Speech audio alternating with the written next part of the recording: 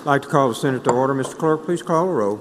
Senator Barnett, Senator Barrett, Senator Berry, Senator Blackman, Senator Blackwell, Senator Blunt, Senator Boyd, Senator Brumfield, Senator Bryan, Senator Butler, Senator Carter, Senator Chazanall, Senator Chisholm, Senator DeBar, Senator Delano, Senator Dupree, Senator England, Senator Fillingham, Senator Frazier, Senator Gillespie Isom, Senator Harkins, Senator Harkness, Senator Hickman, Senator Hill, Senator Hobson, Senator Jackson, Senator Johnson, Senator Kirby, Senator Ladner, Senator McCon, Senator McClendon, Senator McMahon, Senator Michelle, Senator Mumford, Senator Norwood, Senator Parks, Senator Pope, Senator Rhodes, Senator Seymour, Senator Simmons of the 12th, Senator Simmons of the 13th, Senator Sparks, Senator Suber, Senator Tate, Senator Taylor, Senator Thomas, Senator Thompson, Senator Turner Ford, Senator Whaley, Senator Wiggins, Senator Williams, Senator Younger. Mr. President, a quorum is present. Thank you, Mr. Clerk. The senators and guests in the gallery, please rise for the invocation to be given by the Reverend Chip Stevens, who is a senior pastor at the First Baptist Church across the street here in Jackson. He is a guest of Senator Kirby, and as you all know, First Baptist Church has been very helpful to us on meetings and everything else, and we so appreciate him coming today. After the invocation, we'll have the Pledge of Allegiance by Senator Kirby. Reverend Stevens.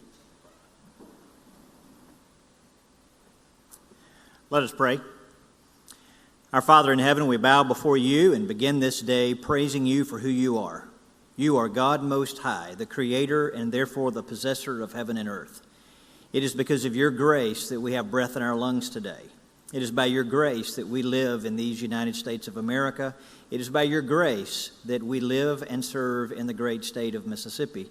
And so we praise you for the grace that you have bestowed upon us already. We also come before you acknowledging our need of you.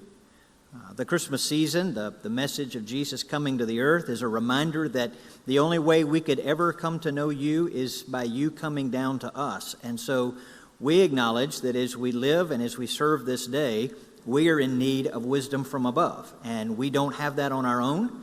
We are dependent upon you. And so, Father, I pray today for our governor. I pray for our lieutenant governor. I pray for the men and women who are in this room who are making decisions on behalf of this great state, that you will grant them your wisdom, which is the greatest wisdom of all. I pray for your blessing on them. I pray for your blessing on their families as they are away from families today. Pray your protection over them. And Father, we pray that you will use this group today to be your instrument of grace and restoration in a very difficult world. Thank you for allowing us to be a part of how you choose to reveal yourself in the world and in this great state. We take that very seriously, and we ask for your help. Thank you that we can always come to you in prayer, and that when we ask for wisdom, you give it liberally. In the name of Jesus Christ, who makes all this possible, we pray. Amen. Amen. Please join me in the pledge.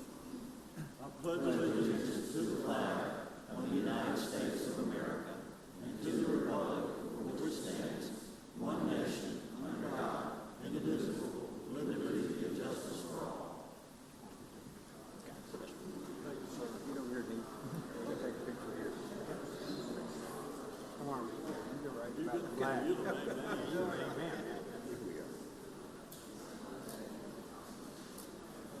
Yes, sir. Yes, sir. Appreciate you very much. Absolutely. Okay, thank you, Reverend Stevens. Now the reading of the journal. Senator Blackwell, you're recognized. Thank you, Mr. President. I move we dispense with the reading of the journal. Senator moves to dispense with the reading of the journal. All in favor signify by saying aye. Aye. Opposed, no. The ayes have it. Message and petitions, Mr. Clerk. Mr. President, there are none. Committee reports. Senator Blackwell, you're recognized. Thank you, Mr. President. I move we dispense with the reading of the committee reports. Senator moves to dispense with the reading of the committee reports. All in favor signify by saying aye. Aye. Opposed, no. The ayes have it. Thank you very much. Bills and resolutions. Next to the reading of the titles and bills and resolutions, I recognize Senator Blackwell. Thank you, Mr. President. I move we dispense with the reading of the titles of the bills and resolutions. Senator moves to dispense with the reading of the titles of the bills and resolutions. All in favor signify by saying aye. Aye. Opposed, no. The ayes have it. Thank you, Senator Blackwell. We go to introduction of guests. Introduction of guests. Senator Younger, you're recognized for the introduction of guests, sir. Thank you, Mr. President. In the South Gallery, we have the President of the W, Nora Miller, and along with her, she has Carla Lowry, VP for Operations, and Scott Tollison, Provost. Thank you. Giving them a warm welcome. Welcome, madam. Introduction of guests. Senator McMahon, you're recognized for introduction, sir. Mr. President, thank you. Good morning. On behalf of Senator Bryan and myself, we would like to welcome the physician of the day, Dr. Vernon Rayford from North Mississippi Medical Center is here in the Senate. Let's give him a warm Senate welcome. Welcome, Doc. Welcome. Introduction of guests. Anyone else? Anyone else? Senator Hickman, you're recognized for introduction of guests, sir. Thank you, Mr. President. We have to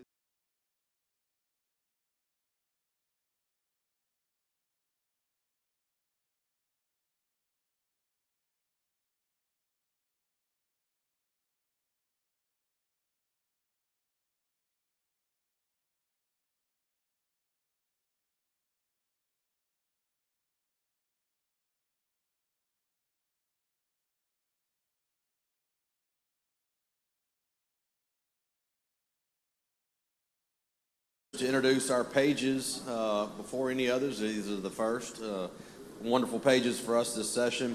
If you will, please stand when I call your name out. Paging for Lieutenant Governor is Camille Calcote from Brookhaven.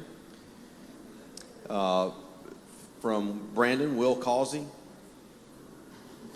From Jackson, Zoe Marshall, who is the daughter of our former porter, Michael Marshall. It's good to have you here. From Wesson, Kathleen Norwood. From Madison, Mary Kate Thomas. From Madison, Maris Walters. And from Brandon, Colin Williamson. If y'all would please give them a round of applause.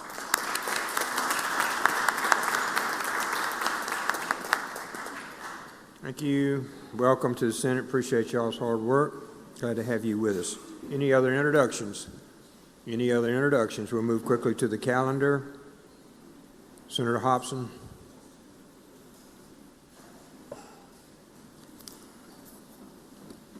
Thank you, Mr. President. I ask that we go to item 1 on today's calendar and have the title read. Mr. Clerk, please read the title. Senate Bill number 2004, Mississippi PERS Stability Act, enact. I move that this measure be considered engrossed, read for the third time, and placed on the calendar for final passage. That's the usual motion. Yes, ma'am. All in favor signify by saying aye. Aye. Opposed, no. The ayes have it. Thank you, Mr. President. I ask that you recognize Senator Sparks to explain the measure. Senator Sparks, you're recognized. Thank you, Mr. Chairman. Thank you, Mr. President. Senate Bill 2004 has 3 sections. This is a funding bill for PERS. Section 1 is simply the name, the Mississippi PERS Stability Act. Section 2 addresses the immediate infusion as of July 1 of 2026 of $500 million from the Capital Expense Fund. Capital Expense Fund currently has about $1.5 billion. This would go to the PERS Employers Accumulation Account at PERS that is obviously managed by PERS. Section 3 addresses the 10 years following, that there will be $50 million a year transferred out of capital expense. Paragraph 2 addresses If there's not enough money in capital expense, it would come out of unobligated funds, of general funds. That is a brief explanation of the bill. The PERS liability is about $26 billion, and just a couple of comments on this. This is our state employees' retirement system. They have, the state employees have done their part. There's a contract they entered into with the state of Mississippi, and we owe the benefits that we owe them. There's a lot of conversation that can be had about decisions that were made in the 80s and the 90s. I want to be very clear. The liability was $20 billion in 2020 when we arrived, or I arrived with some of my colleagues, and $6 billion additionally has been added by changes to the return rate of return assumption that was lowered to 7%. So that's how we got to $26 billion, particularly the last 6. As it relates to the rate of return, for the last 30 years, we've returned over 8%, I think 8.13. Last year, we had 11.71, I believe was the rate of return. The year before that, 10.34. So I think $1 billion commitment from this legislature goes a long way in stabilizing this system, again, with the actions and reform that the legislature has taken over the last couple of years. And I want to thank you for the political courage that you've shown to stabilize this system. We have reformed, and we promised we would send money when we got the system reformed. We're meeting that promise today to the state employees. The easiest thing to do politically is promise a benefit and let somebody else pay for it. We're the somebody else that's paying for it, not the people promising benefits. What you will see from this body, there will be more PERS bills coming. I have more PERS bills coming. There's 2 questions you have to ask. How much does it cost, and who's going to pay for it? That's the questions I always ask. I ask the PERS board, and I ask the actuaries. So the PERS board last year voted 8-1 to recommend the Tier 5 that we passed, and they have asked for more money in unison. And today is the opportunity for the Mississippi State Senate to send $1 billion over the next 11 years to the PERS system, on top of the employer increase that this legislature voted for of 2.5%, that will be $186 million a year in perpetuity going forward, on top of the ORP reform, and in addition to the $110 million this body voted to send in 2024. That will be over $3 billion that you have committed to the PERS system to meet the promise we've made to our state employees. And with that, I would yield for any questions, Mr. President. Questions on the bill. Senator Norwood, for what purpose, sir? Question, Mr. Do President. you yield for a question, Senator? I yield. Senator Norwood's recognized for a question on this bill. Thank you, Mr. President. Thank you, Senator Sparks. The commitment that we're making now, will that provide relief or some assurances of some relief for the challenges that the local units of government were expected to have experienced as a result of where we were? That's an excellent question. I should have brought the document. The $26 billion is not the state of Mississippi's debt. It is the debt of all employers, which includes local units of government. About 21% of our employees are county and city employees. I think 51% are school teachers, so they're district employees. So the state of Mississippi has less than 25%, I think, of the total employees. The way I see this, we commit $1 billion. We're actually paying off the debt of cities and counties because they owe that.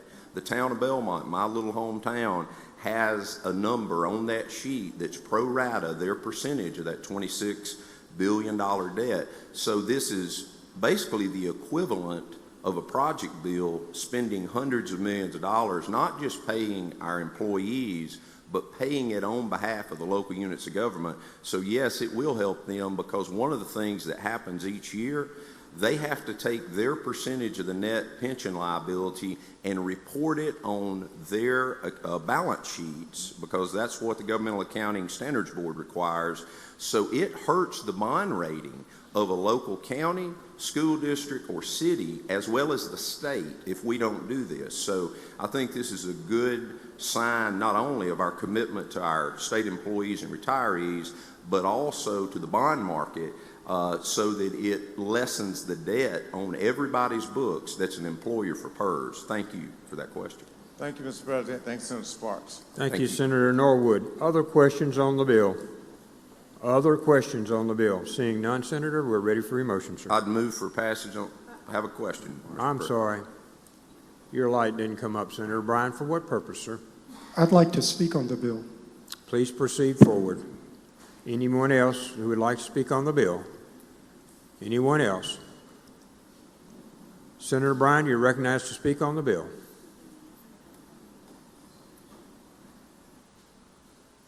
Thank you, Mr. President. I'm very troubled about what we have done.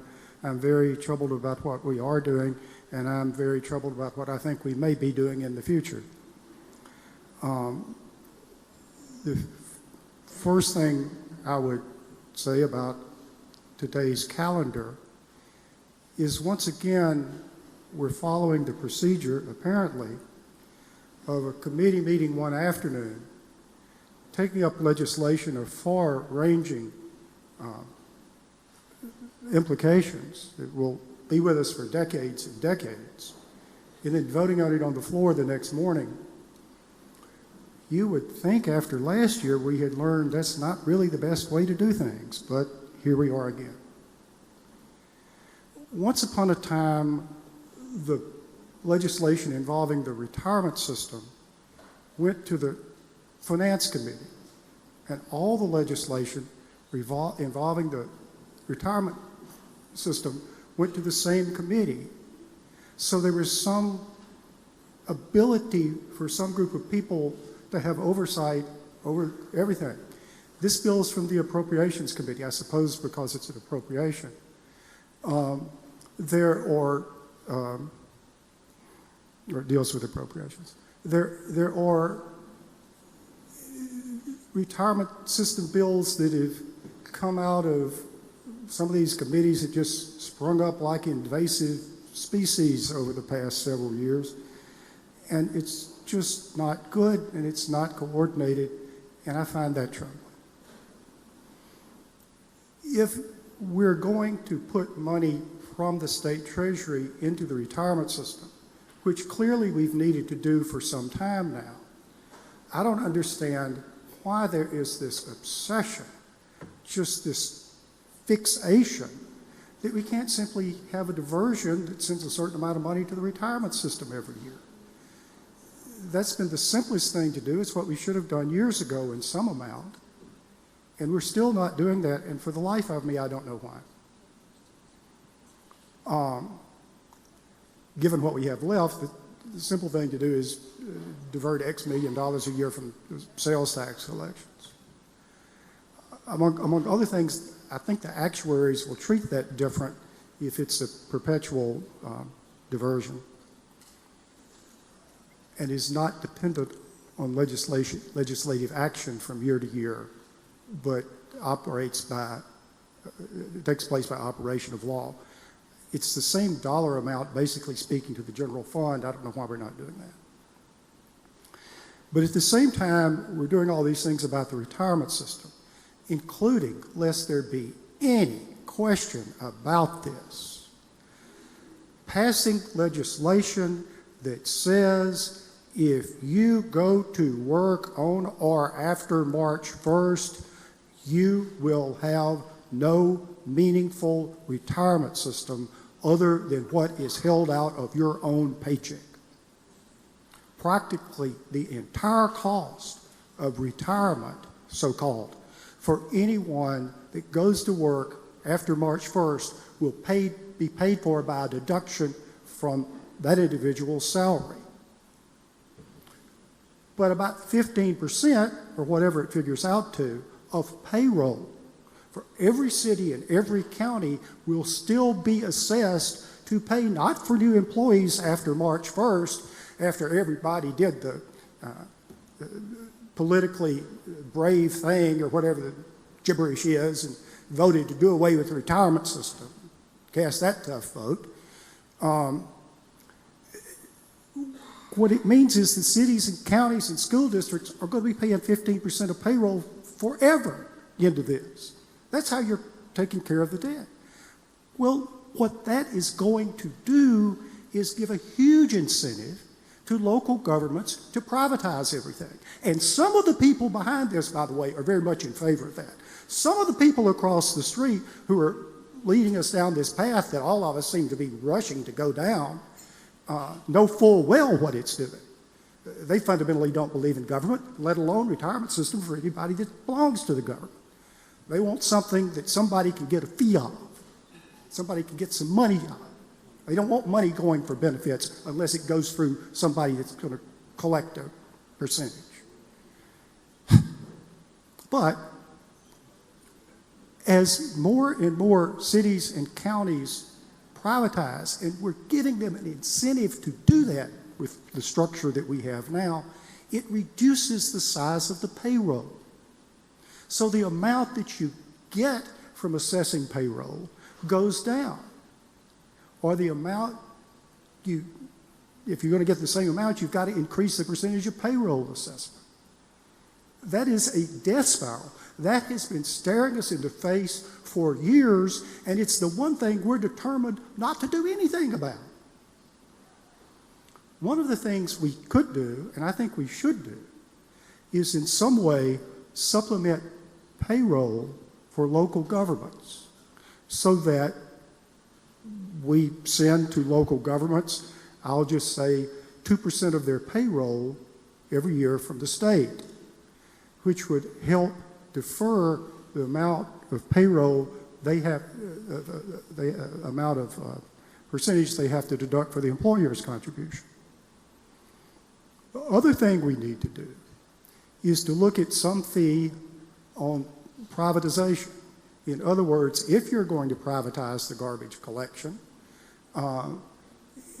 you would pay an assessment of 2% of the amount of the contract into the retirement system.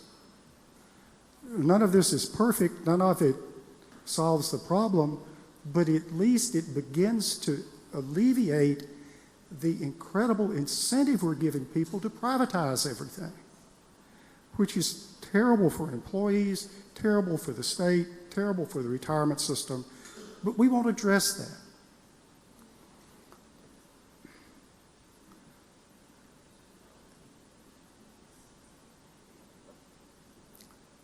The 25% or the 25-year retirement, which this legislature passed, which I believe had a terrible, terrible effect on real world behavior and on the system, was not generated by the retirement system. It was generated by this legislative body. It was an obsession. And it came about based in part on somebody saying, well, I know so-and-so. And so-and-so tells me that he or she is really tired after 25 years of working for the state and is worn out and ought to get a retirement system. And so stories like that and anecdotes like that are part of what fueled the 25-year retirement, which we could not afford. I'm not an actuary. I don't understand how all this works. I can't do all the math, but I've got enough sense to know that you can't go to work for the government in your 20s, retire in your 40s, and get a retirement for the rest of your life. That ain't going to work, and in fact, it did not work. And we've changed that, thank goodness.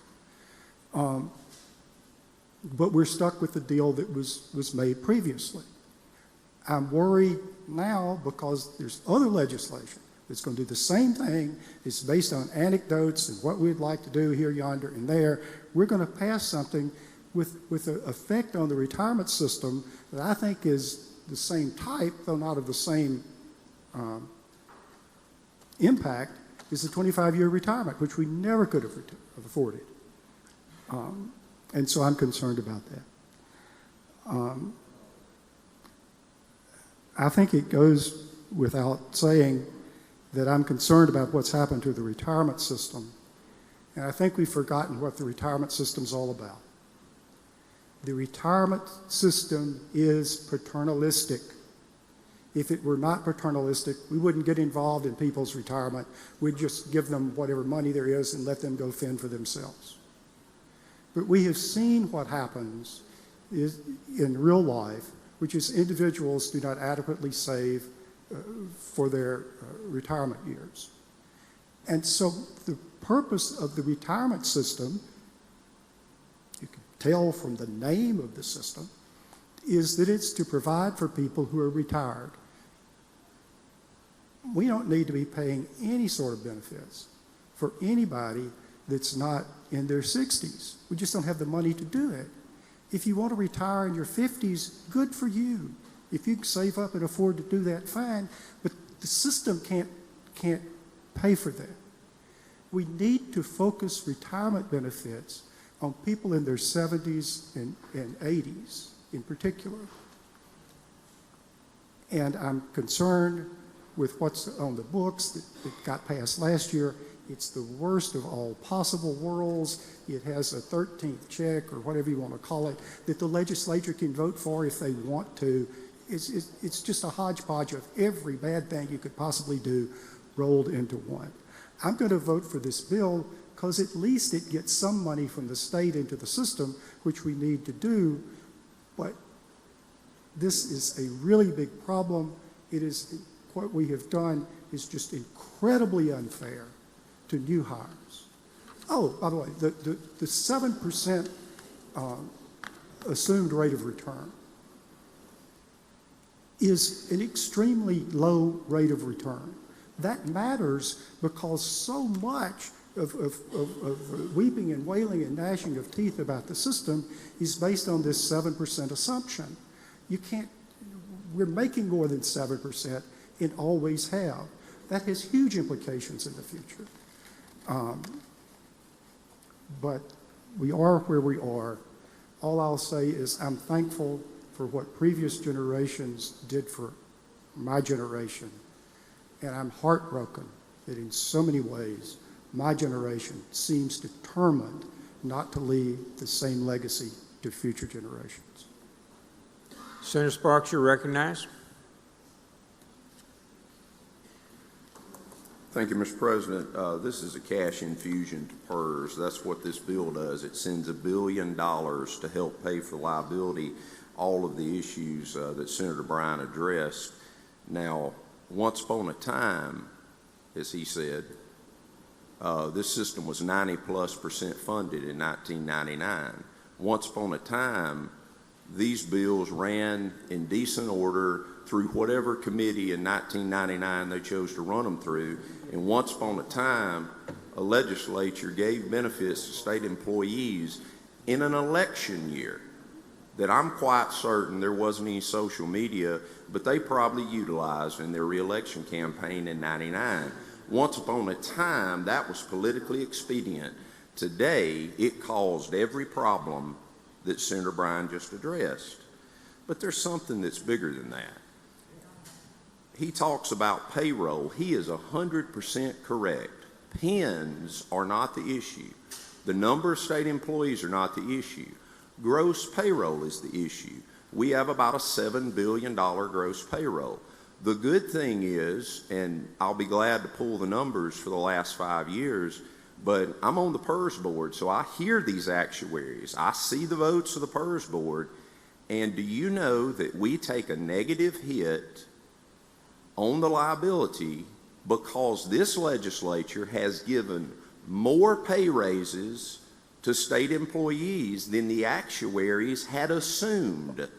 They assumed 2.65%. I can tell you what they assume. So when they plug these numbers in for the future, $500 million of real money in the account gets factored in like $500 million, which will grow at the assumed rate of return is how they will factor it at 7%. Although Senator Bryan is correct, we exceed that and have for 30 years, and God willing will continue to exceed it. This puts us on the path to solvency, because the worst of all things in the world would be continue to do what they'd been doing for the past 20 years and move to insolvency. You don't bankrupt out of a retirement system. Let me be very clear. You don't bankrupt out of a retirement system. Ask Illinois. Ask some other states around. The 25-year retirement, I didn't vote on that. I wasn't here. The majority of you weren't here. All of those things are relitigating why it's $26 billion. What we're doing is taking care of business today, because good deal or bad deal, if you're not a lawyer, this is still a contract. You understand. If you do X, I'll do Y. That's the simplest contract out there. You did your part. The employees have done their part. We have an obligation and a duty to pay them, no matter what mistakes the legislature made in the past and left the bill for us today. Now, I could sit up here and say, you know, we could take $500 million and we could spend it on infrastructure across this state. We could take $500 million and we could spend it on education across this state. We could spend it, we could all find core functions of government that we could spend $500 million on. And if the legislature prior to us, who put us in this box, hadn't have done it, we could be spending $500 million for our constituents and for this state. But the right thing to do, the moral thing to do, the proper thing to do is to fund what this legislature promised, because 20 years from now, somebody else will be sitting in the seat I'm sitting in. And I hope they can spend their excess on the state of Mississippi because of the decisions we made today. And so once again, I thank you for your commitment to our state employees and retirees and taking on what is a long-term game of getting the system fixed. And this is not the last, I said this to y'all with a Tier 5. This is not the last piece of PERS legislation you'll see from me. We passed this today, I can go ahead and tell you again. This won't be the last piece of legislation on PERS you'll see from me. We're continuing to work with the board. By the way, if you got a complaint on the assumed rate of return, the legislature doesn't set that.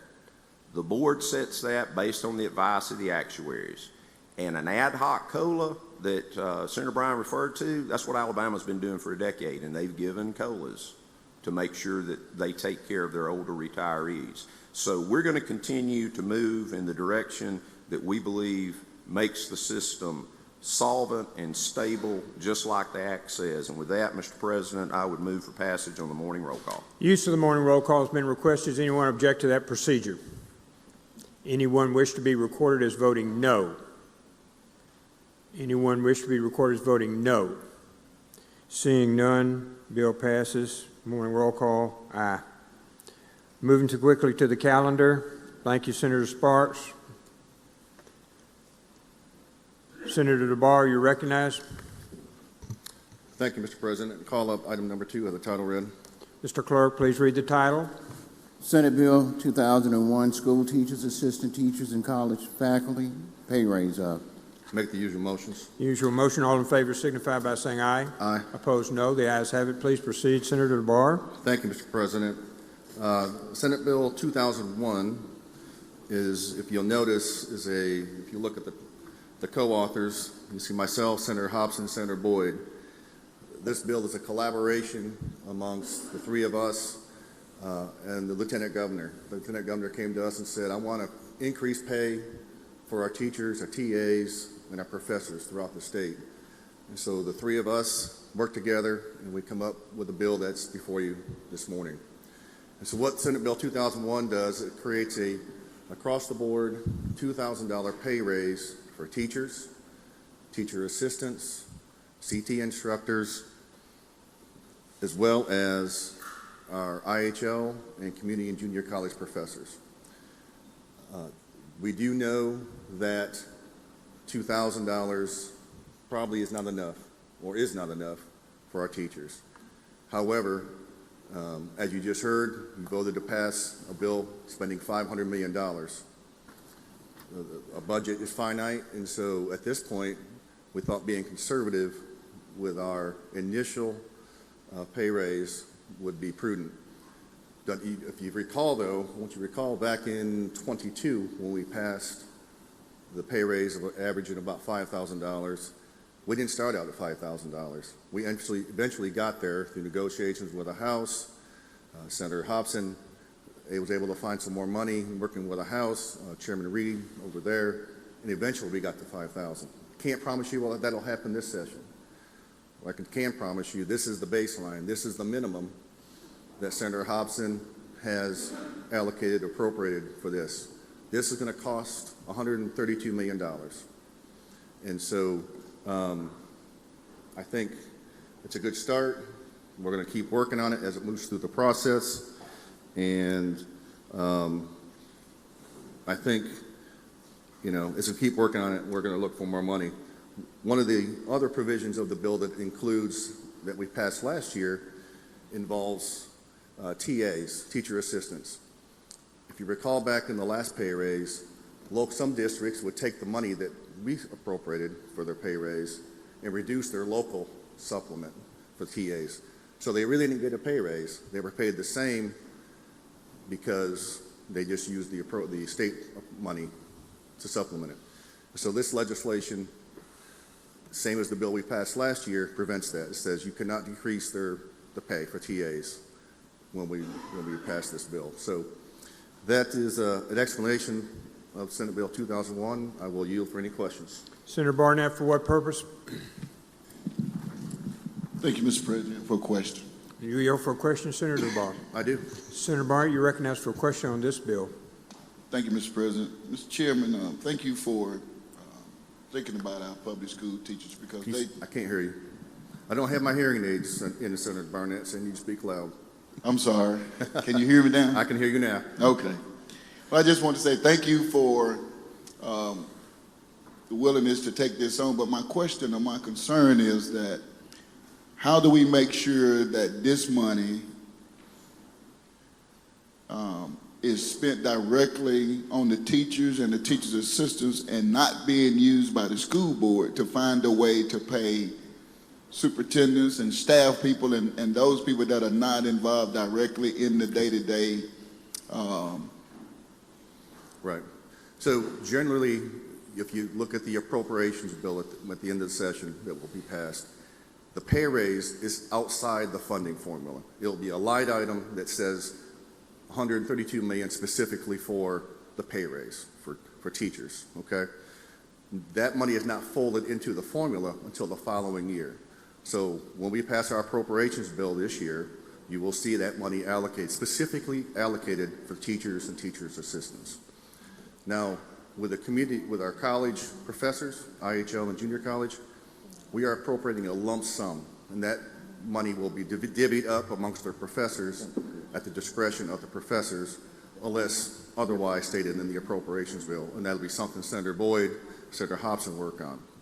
So if you look at the end of this bill, you'll see we have a commitment. Our intent is to give each professor $2,000, but generally that's up to the discretion of the college president. So all that to say, it's outside the formula this year. Next year it'll be folded in to the formula. Well, I just want to make sure that this money goes to the intended target and not just scattered all over the place. I think that the teachers and the teachers' assistant should be the one who directly receive this money and not put it in a way where the school board can decide to where we can take a little bit of this and pay the superintendent a little bit more or pay some of the superintendent's staff people. Or so. I just want it to go to where it's intended to go and make sure that we have some type of language in there that directs it to go directly to the classroom. I've not heard of any indications that it has not been in the past. The teacher salary, K through 12, is set in the statute, so that has to be paid. We're increasing the current salary from $41.5 to the minimum $43.5, increasing TAs up to $19,000. That's in this statute, that's in this legislation. If that has to be paid by the district, that's the salary. So, like I said, if there's issues that you're aware of, let's talk about them and make sure it's not happening. But this definitely goes to the intended parties as required by the statute. Okay, thank you, Mr. Chairman. All right. Senator McClendon, for what purpose, sir? Question, please. You for a question, Senator Barr? I do. Senator McClendon, you're recognized for a question on this bill. Thank you, Senator Barr, Senator Boyd, and Senator Hobson for working on this bill. Because our elementary teachers, junior high school teachers, and especially all the assistants need all the help they can get. Do we know what rank that we are in the Southeast on our high school, junior high, elementary? As far as teacher pay or beginning pay? Yes, as far as teacher pay. You know, back when we did the pay raise in 22, that put us at or near the top for the most part. Most states around us said, okay, we can't be below Mississippi, and so they've increased their pay. So that's pushed us back toward the bottom again. Gotcha. And so that's why, 2000 is the starting point. Hopefully it's not the ending point, but we'll just keep working at it. Do we know what the average pay for our universities are? How they stack up with everybody else? We're talking about giving a raise. They may already be there. Do we know that? I think we gave raises to them, I think 20 and 21 or 21 and 22. We'll allow for it this year.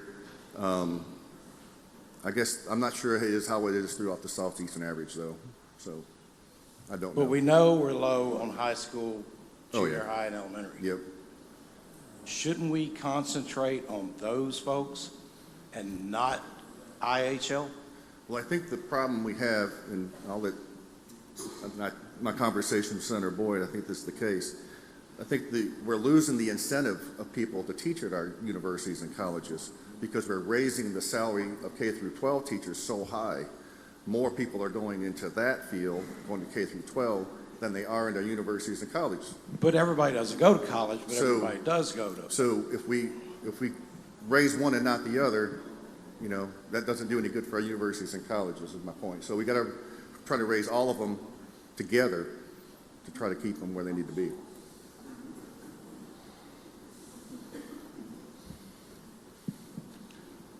Are football coaches at all, do they get any of this money? If they need to be a teacher or a teacher assistant.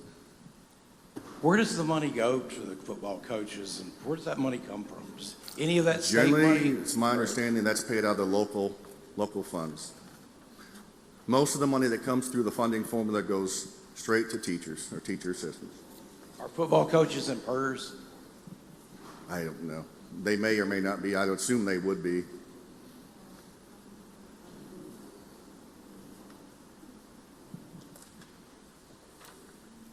I just think we really need to concentrate on our... Say that again? Yes. We need to concentrate more on our elementary school, junior high, high school teachers, as well as our assistants. Every kid in Mississippi is going to go to school, but not every kid in Mississippi is going to go to college. We desperately need tech workers that can work with their hands. I'm forgiving the community colleges because they are doing that technical work, but I really got some heartburn with the higher learning. But thank you. Okay, thank you, Senator McClendon. Thank you, Senator Isom. You're recognized for a question on the bill. I want to make a comment, and Well, that's you have to do it in the form of a question, Senator. okay. Question. He has to yield first, Senator. Yes, I yield for questions. Yes. Please proceed, Senator. Okay, thank you so much.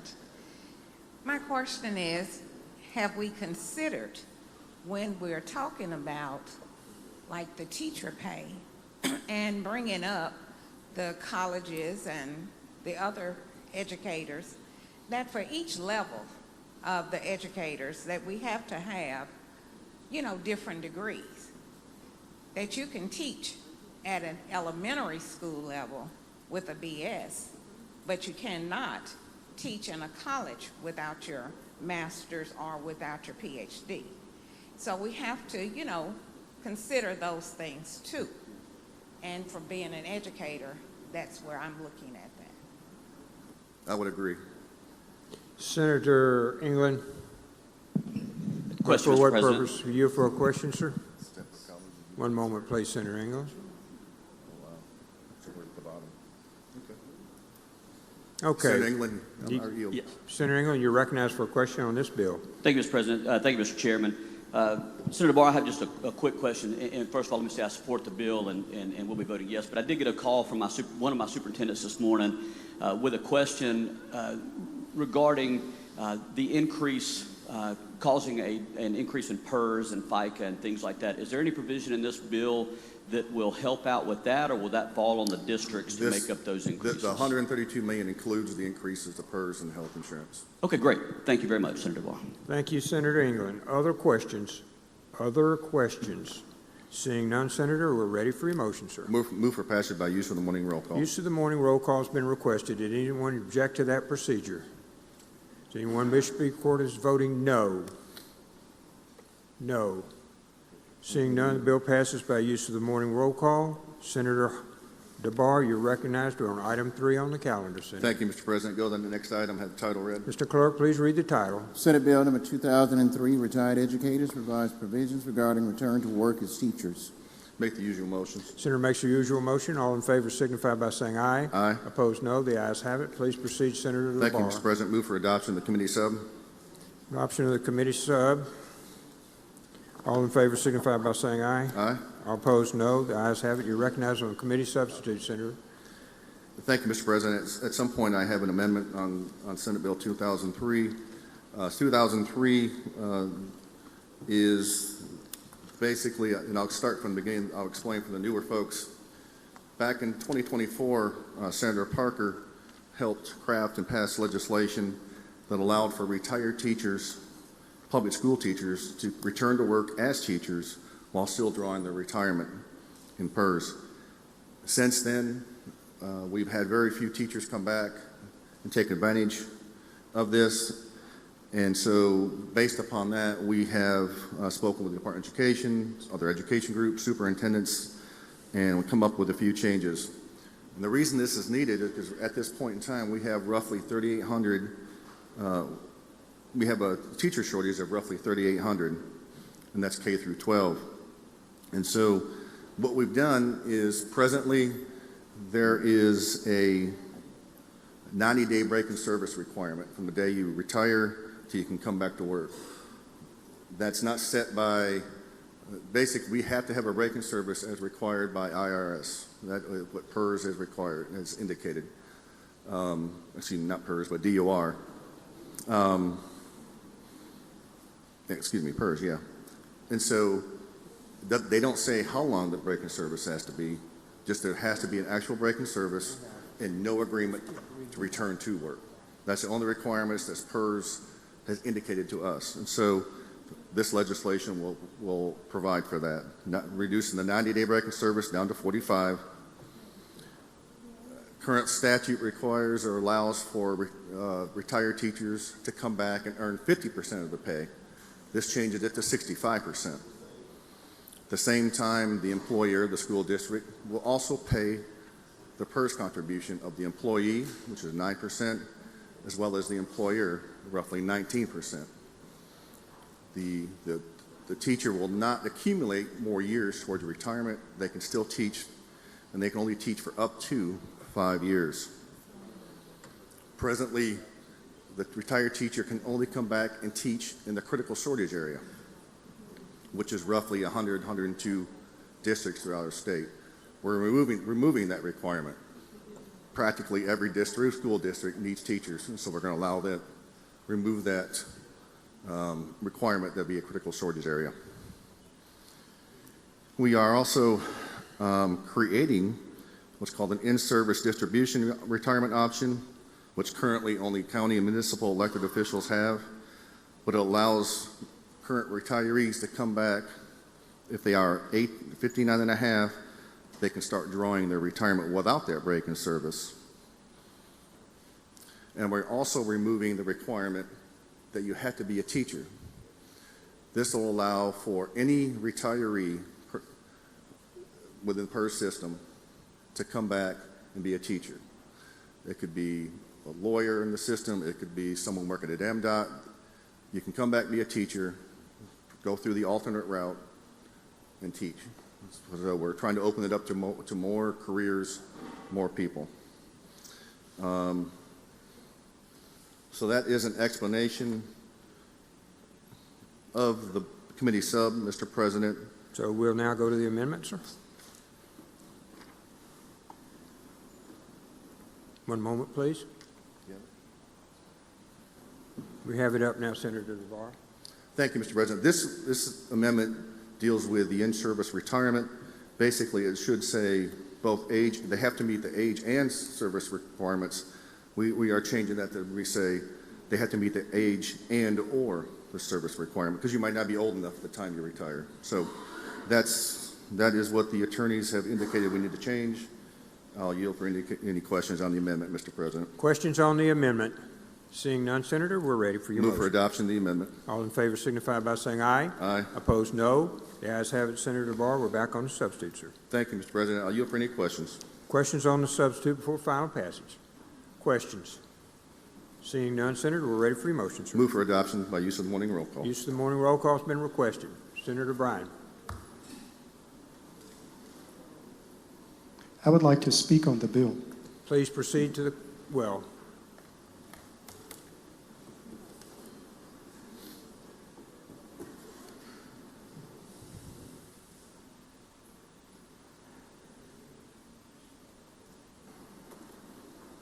Senator Bryan's recognized. The normal 20 minutes applies. This is obviously changing the retirement system for a benefit for retirees and changing it into a salary supplement for current employees, some of whom will be in their 40s. Once again, this legislature is passing legislation which will have a huge impact on the retirement system. I have no idea what impact it will have. Has anyone, we did it in committee, has anyone heard any official position of the retirement board, the retirement system on this? No, we the legislature are just once again, to use a phrase I'd heard previously, giving out benefits.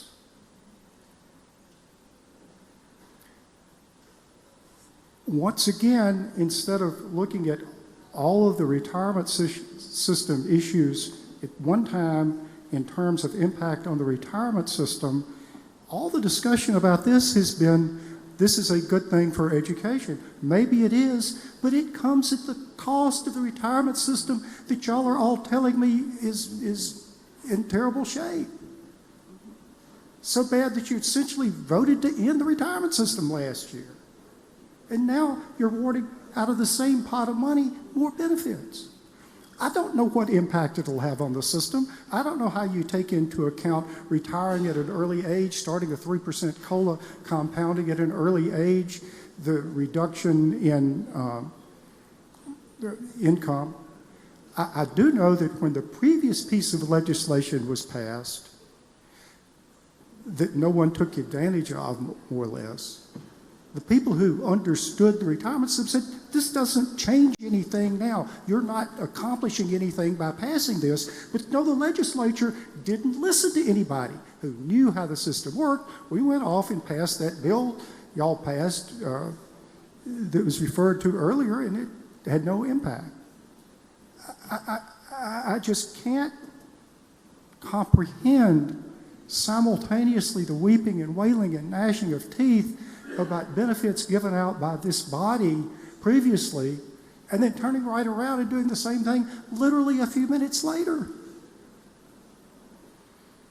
How on earth are you going to tell other members of the retirement system that teachers can take advantage of this system, but they can't take advantage of the system? Where's the equity in that? Think of all the other county employees and city employees and on and on and on. Why can't they retire, quote unquote, and continue to work and start drawing a retirement in their 40s? You've already got the police and firemen and coming down here saying we need special rules for us.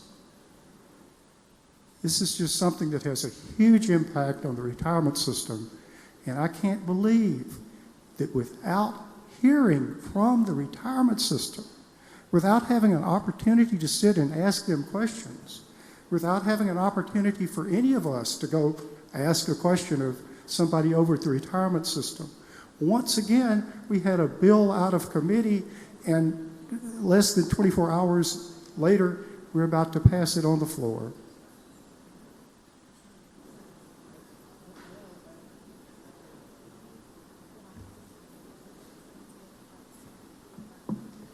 Thank you, Senator Bryan. Senator Sparks, you're recognized to speak on the bill.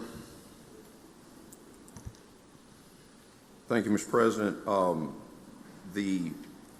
Some of the questions that are being asked, I will go ahead and disclose. There'll be a return to work bill that I will bring forward that will cover all state employees, because here's the issue. Senator Bryan made an excellent point in his first speech that 25-year retirement is not really retirement. It is beginning a retirement check for somebody who's still in their 40s or 50s, who has to have health insurance, who has most likely ability and now experience. There's some of our best employees out there because they have experience. They can mentor. They can do all of these things. And yet, by law, between the IRS and the state, we forbid a state employee from retiring and then coming back into work for the state, except under very limited circumstances. I had a text yesterday and this morning from a school bus driver in Tishomingo County who wants to drive a bus route, but he can't drive a full-time bus route because it's 50-50 or 25% of your high four. So I'm bringing a bill forward that will help our local employers to rehire state retirees without violating our agreement to that retiree, to let them retire at the requisite number of years that they agreed to in their tier, because again, that's a contract, so we can complain about what they do. I say they're good economic actors. We made a contract with them. They're doing what they can do. But to talk about the impact on the PERS, I want to be very clear. If you're paying the employer and the employee portion on the employer side, on the salary, and there's no future benefit being gained by the employee other than the salary they receive, that is called a windfall. That is called a positive. That is like a cash infusion. That is why we're drawing these return to work bills in that capacity. Number one, because we have vacant pens across this state. If we were at full employment and state employment, we wouldn't need a return to work bill. I hear 3,900 in the classroom. I know what we have in corrections, what we have in probation and parole, what we have in law enforcement. I've had regional meetings across this state with first responders, with law enforcement, with fire. They want and need return to work. Some of these very people that Senator Bryan has referenced that retired in their 40s are working at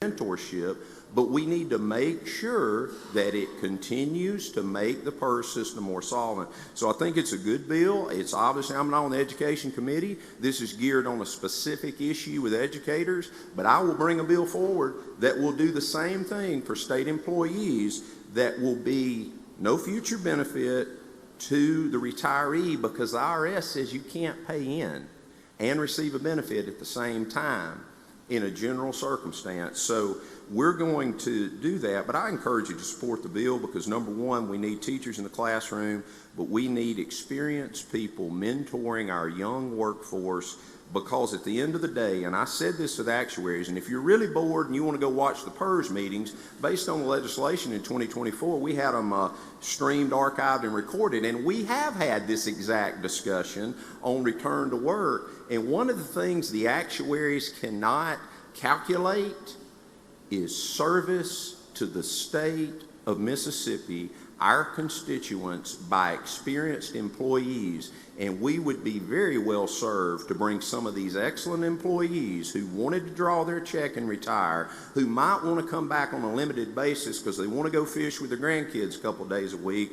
But public works, first responders, all of these groups of people need and want return to work.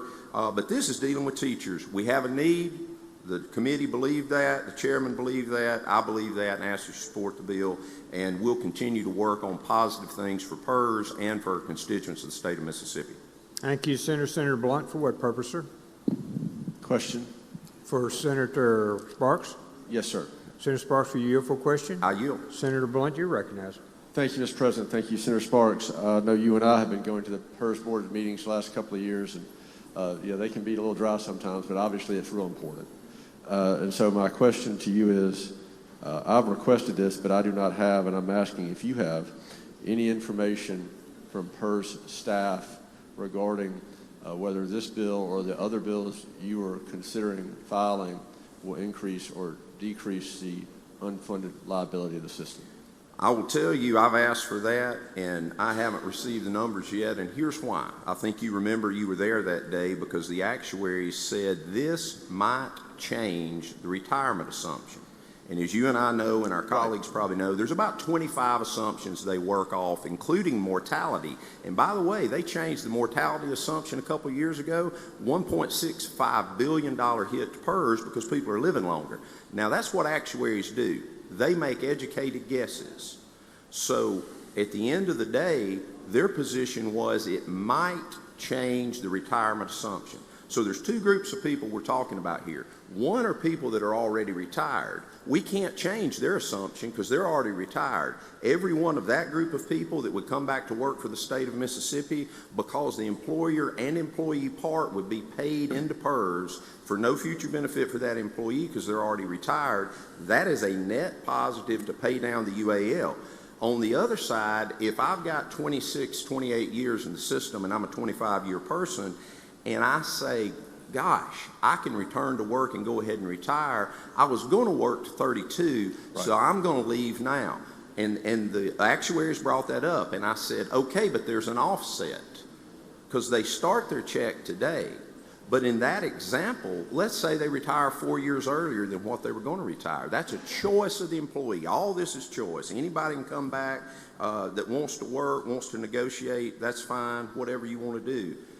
But as far as the person's retirement, every year they retire earlier than their anticipated date is a 2% reduction of their retirement, because if they stay an extra year, they get 2%. Once they get over that 25-year or 30-year, it's 2.5%. So if a person retired 4 years early and they were already past their minimum years of service, they would have reduced their retirement check for 10% for their life, and their COLA is based on the retirement check. So when I ask for those offsets, while they give a little bit of word salad when you ask the direct question you asked, I want to see the math. And there is an offset. If I start today, I started a check 4 years earlier, but that check is 10% less, extrapolate that out over my lifetime, then I go back to the other question, because that's exactly what I said to the actuary when he said that. He agreed, there are offsets. But he also can't value an experienced teacher coming back into the classroom, mentoring young teachers, dealing with hard subject matters and things of that magnitude. So that ultimately becomes a policy decision. But the short answer is no, they have not delivered me that information. Thank you for that short answer. I get frustrated with word salad too. So what I would ask is if we have any other bills that could potentially change the retirement assumptions for any other class of employees that you may be looking at, that people who you, as you said, might have thought they'd worked for 32 or 35 years, but now have been, at least in their financial judgment, been incentivized to retire at age 25. I think we need to discuss that before we need, those numbers are available, and the peer committee, or excuse me, PERS staff can show us, well, it might turn out like this, but it might turn out like this, and this would be the impact on the system. I think we need to have those numbers that I know you just said you want. I want them too. So when we have another bill from you on this subject, I think we ought to look at that, because I'm afraid that we're going to change people's behavior, and I just don't want to vote for anything that would negatively impact the unfunded liability of the system. And I appreciate that, and I don't either. The one thing I would say, though, is unless they're going to take the time, and I don't know that they can make this assumption, how many people who are already retired who might come back under it completely skews the number, because every bit of that is like a cash infusion into PERS. We're only talking about the retirement assumption over here.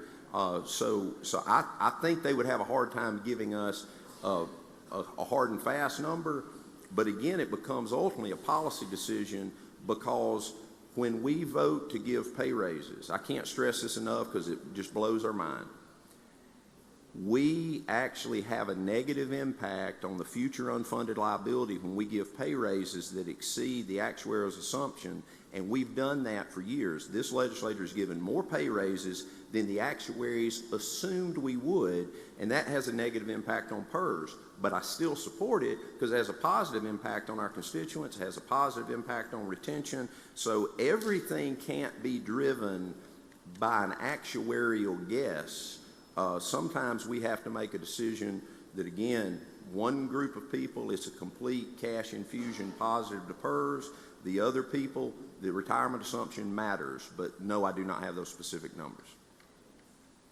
I think that's true as long as they could prevent them from hiring people, new people, and using retirees. But anyway, I appreciate your interest in my questions, and if we continue to look at other bills, we'll keep looking for that. Thank you, Senator. Senator Seymour, for what purpose, sir? Question, Mr. President. You have a question? Were you here for a question, Senator Sparks? Senator Seymour is recognized for a question on the bill. Thank you, Mr. President. Mr. Chairman, the 65% of compensation that the retired teacher is going to be paid, what is that 65% of? What their gross pay was when they retired? As I understand it, and I may have to defer to the chairman on this, but we have salary schedule for jobs that teaching, that's what's unique from a lot of the other state. There's a specific schedule based on your education level, your years of experience. I believe it'd be 65%. Sir? Yes. In other words, what you're hired back, what position has a slot on the salary schedule for teachers, it's 65% of that number. So, I mean, if they made $100,000 a year, I'm just using that as a number, they're going to make 65% of that. No, sir. They're going to make 65% of the slot they're being hired to teach. If they're being hired to teach English and they have a master's degree and they have 26 years of service, there's a slot on the salary schedule, they get 65% of that number. Thank you. Yes, Thank sir. you. Okay. Other questions? Thank you, Senator Seymour. Other questions? Seeing none, Senator DeBar. Thank you, Mr. President. I appreciate the comments by Senator Sparks and Senator Bryan, but at this time I move for passage by use of the morning roll call. Use of the morning roll call has been requested. Anyone object to procedure? Mr. Court is voting no. Bryan, no. Thank you. Anyone else? Turner Ford, no. Anyone else? Anyone else? Bill passed by use of morning roll call. Two objections seen. Senator Younger, for what? I'm sorry, Senator Michelle, for what purpose? For an introduction, please. Mr. Please President. proceed. We need to go on. Please proceed, sir. Thank you. It's my pleasure to, on behalf of Madison County delegation, Senators Mumford, Blackman, Thomas, Hobson, and myself, to welcome the leadership Miss Madison County class in the North Gallery to our state capitol. It's Government Day today, and these are the leaders of Madison County. We want to welcome y'all to our state Senate chamber. Thank you for being with us. Thank you very much. Senator Younger. Introduction. Please proceed. In the West Gallery, we have a good friend of mine, Case Knight, who is with TVA. Please give Case a warm welcome. Senator DeBar, we're on item 4. Please proceed. Thank you, Mr. President. Call that item up and have the title read. Mr. Clerk, please read the title. Senate Bill 2002, Student Transfers, Remove Requirement for Current District of Attendance to Approve Release. Make the usual motions. Usual motion. All in favor signify by saying aye. Aye. Opposed, no. The ayes have it. Please proceed, Senator DeBar. Thank you, Mr. President. Move for adoption of the committee sub, and I ask to be recognized to explain. All in favor signify by saying aye. Aye. Opposed, no. The ayes have it. You're recognized to explain the bill, Senator. Substitute, sorry. Thank you, Mr. President. At some point, we'll have an amendment that I'd like to offer, but I'd like to explain the committee sub at this point. Basically, presently, for a student enrolled in a school district to transfer to another public school district, there is a requirement that the district that the student is leaving and the district that the student is transferring to, both school boards have to approve that transfer. What we're doing is making a minor change and saying that the district that the student is leaving does not have the veto power to keep the child in that district. So that's it. Now there is, in committee, we made some changes, made some amendments to it, and basically a student must notify in writing within a reasonable time, and this is on line 43 of the committee sub, that basically by March 15th, the district that the student is transferring to and the student must notify that they're going to be transferring to. That is in line 43. On line 52, the transferee district may charge a fee if it determines to be reasonable for the receiving student under this section. So presently, we have districts throughout the state that don't charge a fee, charge $200, charge $2,000. This just clarifies that they are still allowed to continue to do that. We are not changing anything else with the way that the school district operates and accepts students that want to transfer into their district. Line 55, the committee felt it was appropriate to clarify that the Mississippi High School Athletic Activities Association shall have the authority to determine the extracurricular eligibility of the student transferring to another district. There was concern that we might basically be creating like NIL for high school, that students will want to transfer to one school district or another school district based solely on athletics. We are clarifying, which currently is presently occurring, that the association has the control and the power to determine eligibility. On line 102, basically if the transferee district, the receiving school district, does not accept a child or student, then they have to spread upon their minutes the reason for doing so. They have to spread upon the minutes that to make sure that it's clarified. The student is also responsible for transportation. So if they want to go from one district to another, that's on the student or the parents to ensure that child gets to that new district. Then at line 143, basically says that this section shall not supersede any provision of any enforceable desegregation orders or court-approved desegregation plan. Just want to reiterate, this is a separate bill. It's not tied to a teacher pay raise. It's a standalone bill. We're not doing anything but requiring the district, that the sending district, they are removing their veto power. And frankly, why would you want to keep a student that doesn't want to be there anyways? That's just going to cause problems with the parents or the student. You know, this just allows the parents the opportunity to select the public school of their choice. This bill does not allow for private school transfers or money transferring to private schools. This just only affects the public-to-public transfers of students. So with that, I'll yield for any questions, Mr. President. Thank you, Senator DeBar. Senator Michelle, for what purpose? Question, please. Will you for a question, Senator DeBar? Yes, sir. Senator Michelle is recognized for a question on the bill. Thank you, Senator Barr. Thank you for clarifying that this is in no way a voucher bill. It's basically a transfer bill for students from one district to another.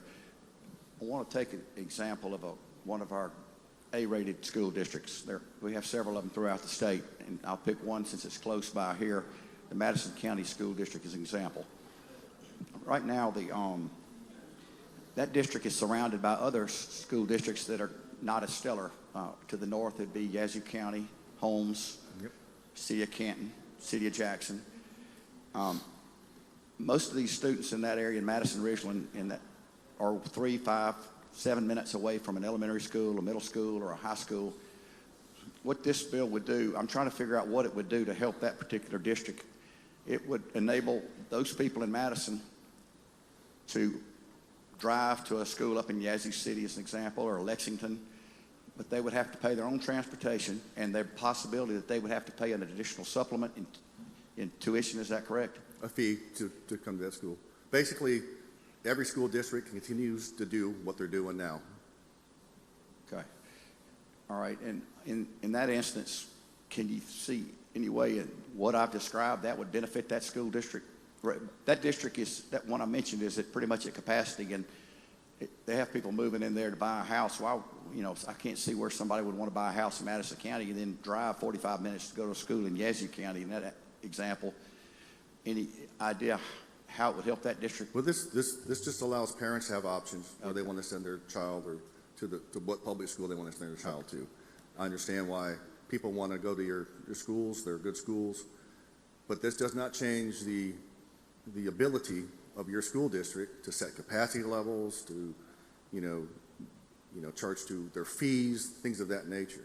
As long as they're abiding by the currently statutory language that they're not discriminating against a special needs child or based on race or things of that nature, which they should have really good board attorneys to clarify that and make sure they're following the law.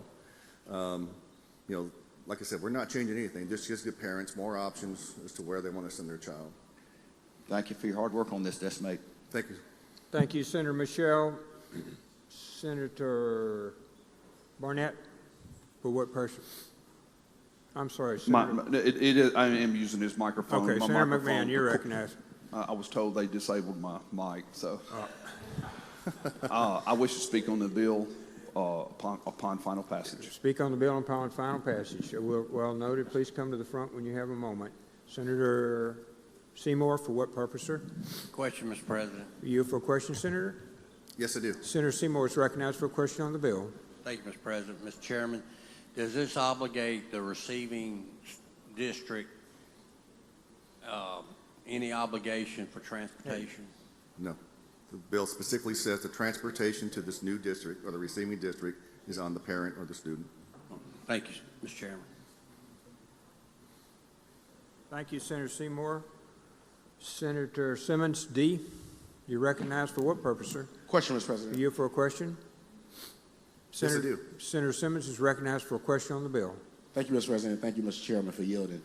I think you referenced lines of 102 to 105. Can you go back to that part of the bill and explain it again, Chairman?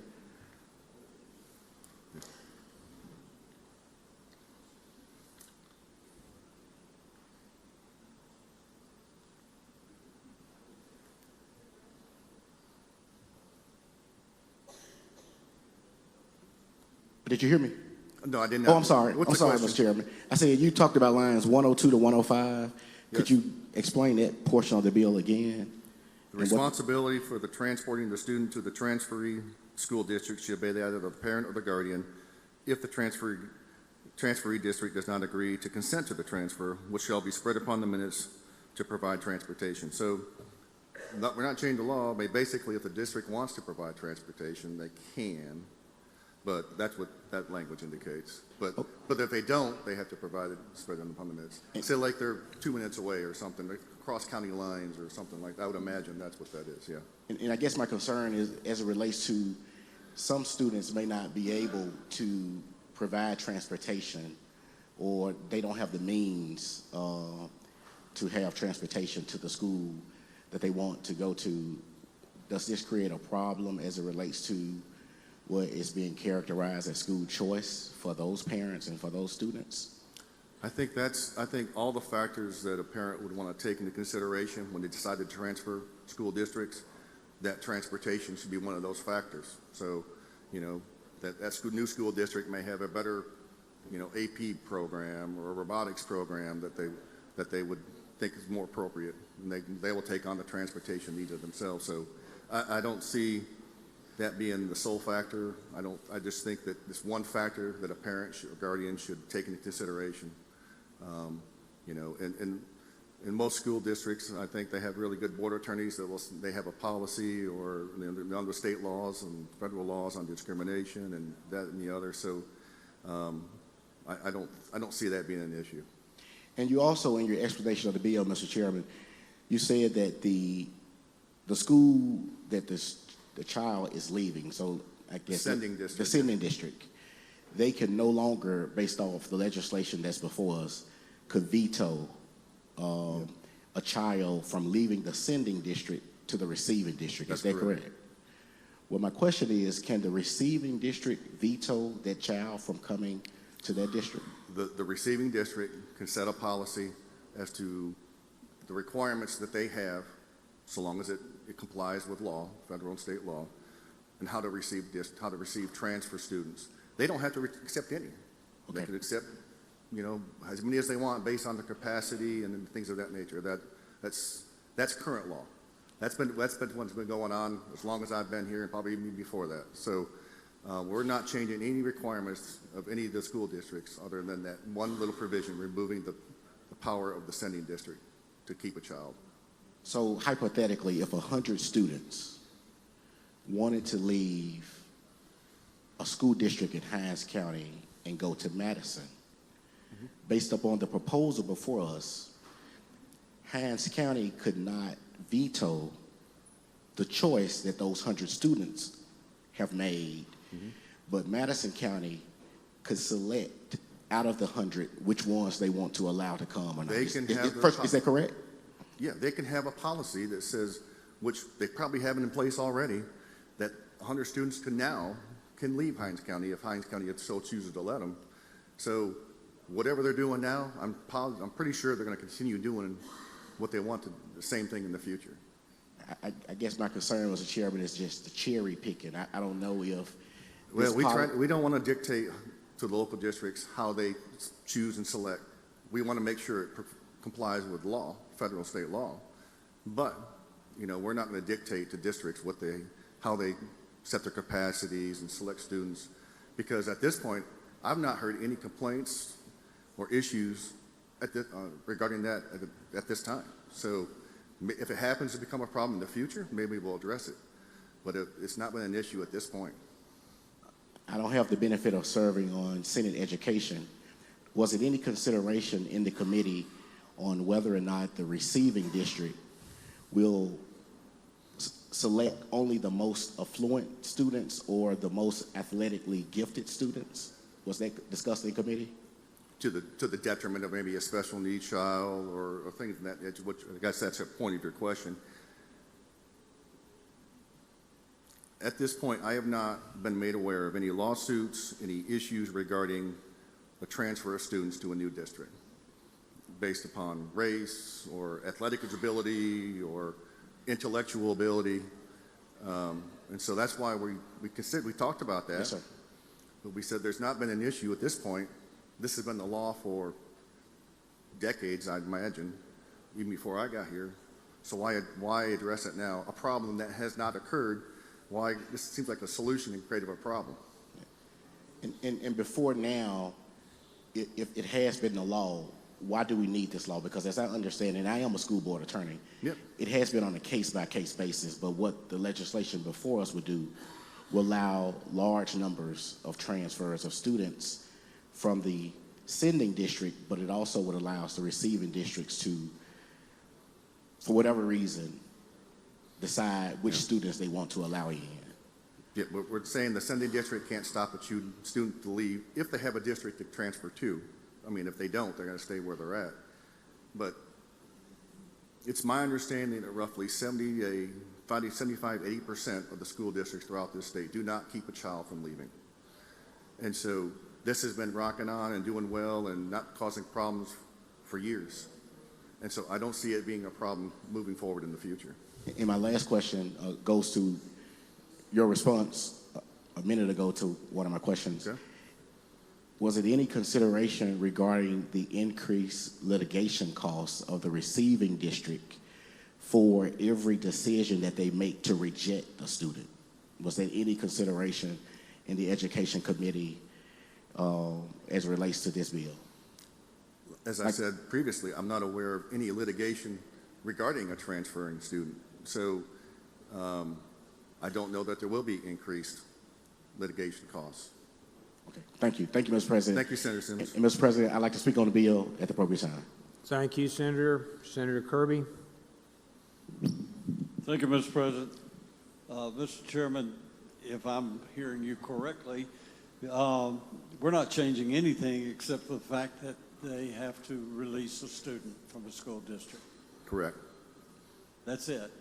Yes. So of the 432,000 students, based on what other states have done, how many do you think would, or what percent do you think would actually transfer? How many is the projection for transfer? Yes, sir. That's hard to say. I don't really know. I think it'd be a 1%, maybe? Maybe. So I think if you're in a good school district, you're not going to leave.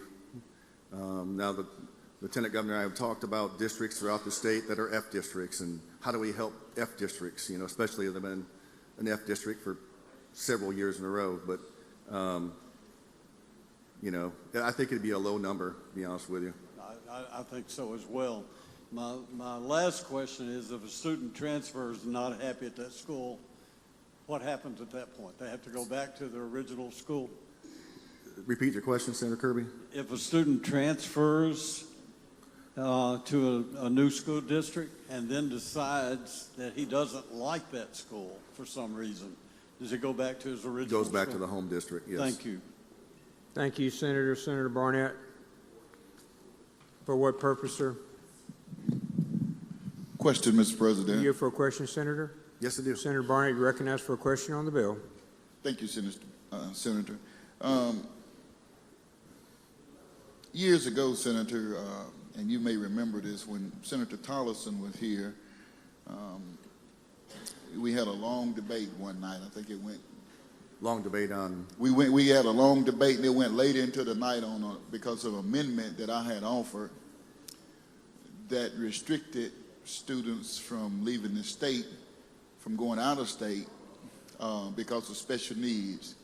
I think the amendment ended up being where they could change from district to district if A district did not offer the services that B district did to help the child with dyslexia and those kind of things. But my question on this one is, have we considered that this public-to-public resembles the transfer portal that they're using in college sports right now, where students can say, well, I don't like this district today, so I'm going over here tomorrow, I'm going over here next week. We don't see this as potentially causing problems in our educational system because of the transfers. And Senator Kirby just asked the question, well, if the child doesn't like this school district, maybe it's not the school that he doesn't like, maybe it's because they're actually trying to teach this child something, or maybe it's the principal they don't like, or whatever it is. But how do we get around those things to making sure that we're not just transferring students all over the state because they don't want to be at a certain place? What we're doing is we're giving parents options. We're giving them options of where they think that their child would be best educated. And so that's all this does. Do I think you're going to see some IMG Academy sports, district or school? I don't think so, because every district needs to make sure they're accepting kids that does follow state law. You can't just accept only athletes or they're super smart people and reject everyone else, because there will be a lawsuit probably. Is there any measures in this bill that speaks to not just athletic or? Yeah, there's federal and state law currently in place. Like I said previously, I think to Senator Simmons, this has been the law for many, many, many years. And districts know who they want to accept, and they have a policy generally on how to accept students. They know the laws. They have good board attorneys. And so we don't need to dictate to districts what they should be following already and are following already. Okay, thank you, Senator. Thank you, Mr. President. Thank you, Senator Barnett. Thank you, Senator. Senator Fillingham. Thank you, Mr. President, for some friendly questions. Thank you. I yield. Thank you, Mr. Chairman. Isn't it true that most other Deep South states have already had previous legislation that has passed that would go in the same direction, where you encourage school districts to empower parents to make whatever choice they would like to make as it relates to their children's education? Yes. And would you agree that this is a good, positive first step down that road to what may be other options available in the future? This is a step towards a better option for parents to decide where they want to send their child in a public school. And isn't it also true that the current administration in Washington is in favor of these types of steps as it relates to empowering parents and encouraging their children to get the best education available to them? It's my understanding that the current administration has indicated that they support this portability legislation and believe it would be a good step for parents to be able to make choices for their student or their child. And in fact, isn't it true that the current Secretary of Education is in favor of this type of legislation across the country so that parents can have as many options available to them to customize the education options for their own children? I believe that this current secretary would approve of this legislation, yes. Thank you. Well, I would like to thank you and the Lieutenant Governor. I know these can be very sticky issues depending on the type of district you represent, or in most of our districts, multiple school districts of varying degrees and natures, urban, rural, small, large. These can be very difficult decisions, and I know that you have spent an enormous amount of time talking to all the relevant parties, as has the Lieutenant Governor and his staff. So it's not lost upon us that this is not an easy bill, but I think you've handled it with grace and maturity, and I appreciate you and the rest of the staff and the Lieutenant Governor for bringing this forward, because I think it will be immensely popular across the state. Thank you. Thank you, Senator. I appreciate your comments. Senator McClendon, for what purpose? Question, please. Were you for a question, Senator? Yes, I do. Senator McClendon, you're recognized. Thank you, Mr. President. Thank you, Mr. Chairman, for working on this. I asked this yesterday, and I just wanted to be clear one more time. Does this involve... I can't hear you. Does this involve inter-district? A school district and a kid wants to go from one school in that district to another school within that same district? Yes. This is inter-district, not intra-district transfers, yes. Basically, different districts, not the same district. Not the same district. Not the same district. So if you have one school district with 8 high schools and one wants to go from one high school to another? Does not affect that situation, no. What if a kid's coming from out of state? What if the kid comes from out of state? And that school district from the other state won't let them go? Well, the student's going to be enrolled in the district that they're living in, that they're a resident of, at least in Mississippi. Supposed to, anyway. Thank you, sir. Thank you, Senator. Senator Brumfield, for what purpose, sir? Question on the bill. Were you Let's go. Yes, I do. Senator Brumfield, you recognized for a question on the bill. Thank you. Thank you very much. Looking at line number 55, where it talks about nothing in this section shall preclude the Mississippi High School Activities Association. Is there a waiting period when you transfer? It's my understanding is generally you have to sit out a year. A one year? Yes. Is that still in play? Nothing changes what the association does regarding eligibility. Okay. My other question is, what's the expected outcome from passing this bill? What do we expect to accomplish?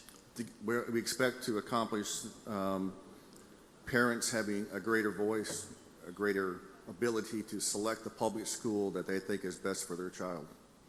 We're giving them options. Do we have a means? Have we considered a means to measure those outcomes or expected outcomes that we are pursuing? Do we have something in place to say we're going to do a believe- trial I and believe the error for Department like of 3 Educa- years or Yeah. something like that? We don't have a goal, is what you're, if that's what you're asking, but I do believe the Department of Education tracks the number of students that have transferred from their home district to another district throughout the year. Yep. Okay, thank you. Thank you, Senator Brumfield. Senator Barnett. Thank you, Mr. President. I just have an amendment at the proper time. Please proceed with your amendment to the front to the Secretary. Senator Norwood. Question, Mr. President. Were you here for a question, Senator? Yes, I do. Senator, you're recognized. Senator Norwood. Thank you, Mr. President. Thank you, Senator Barr, Mr. Chairman. I mean, I was following you rather good and close until Senator Fillinganes invoked the Secretary of Education, then I fell off. So I want you to bring me back on. We're talking about the Mississippi High School athletics. And now Mississippi High School athletics, they're 501c3. Right. Yep. Which heretofore has been very difficult to get some things done. Do you feel that they're going to be very responsive in terms of managing this? Because, you know, there is a lawsuit that's going now, and a lot of the players left one team and went to another team and they won a championship. And with the NIL that's now interjected into college athletics, could be very damaging to college sports, and the high school athletics can be very damaging. We're really going to need the cooperation, hopefully. And I guess my point is, if you feel comfortable that we're going to get the support from them. Well, as you know, you're being on the Education Committee, being a valued member of the Education Committee. You've no doubt heard of my displeasure of the association and the way they operate. However, it is my understanding that the peer committee has looked into the policies and procedures of the association, and that the association has made changes that the peer has recommended or things of that nature. I don't know if I can speak to what the peer has done because I don't know if the report's been released, and I don't know what the report is, but it's my understanding that the peer committee is satisfied with the changes the association has made. And if the way I look at it is the peer committee is happy with the association, then I should be happy as well. So, but if we find that there's issues that arise going forward, sure, you know, we can address that, and that won't be an issue. Now, and looking at what we have here, and I don't think from high school athletics, I don't think that there is a restriction in terms of the number of schools, or number of times that a youngster can transfer. They still have to sit, they will have to sit out, but do we have, are we looking at, from academic standpoint, or not, a non-athletic, I guess I should say, do we have any restriction in terms of number of times that that a student can transfer from a school, or it's unlimited? No. We don't have restrictions on the amount of number of transfers or to what school districts a student can transfer now. So, and this legislation, this bill does not address or make changes to that. Nope. So a student can transfer as many times as they want. If the parent determines that's the best fit for their child, yes. Okay, thank you, Mr. Thank Chairman. you. Thank you, Senator Norwood. Senator Hickman, for what purpose, sir? Questions, Mr. President. Were you here for a question, Senator? I do. Senator Hickman, you're recognized. Thank you, and thank you for your work on this seemingly very delicate issue that's going on right now. I noticed, I think you said that a district, and I don't know, but a district has to put in its minutes that it rejected a student. Is that correct, or is it just is that just dealing with transportation? What I was reading, I think it was in response to Senator Simmons' questioning, was on transportation issue beginning on line 102. That So- if they fail to provide transportation, they've got to spread upon their minutes. So in general, though, if a receiving district rejects a student, do they have to spread upon their minutes that they rejected the student, or give a reason at why they rejected this student? They have to follow whatever policy they currently have in effect. So we don't have anything in law that requires them to say why. So if they say, look, we rejected this student because they weren't a 5-star quarterback, they don't have to say that. They don't have to say that. Okay. Have we looked at or have we done any studies that examine what effect a law such as this one would have on rural communities and poorer school districts? Like as I said previously, the department, I believe, collects information on the number of transfers. If there's studies that needed to be done or should have been done, they could have been done previously. Like I said, this does not affect anything other than the sending district.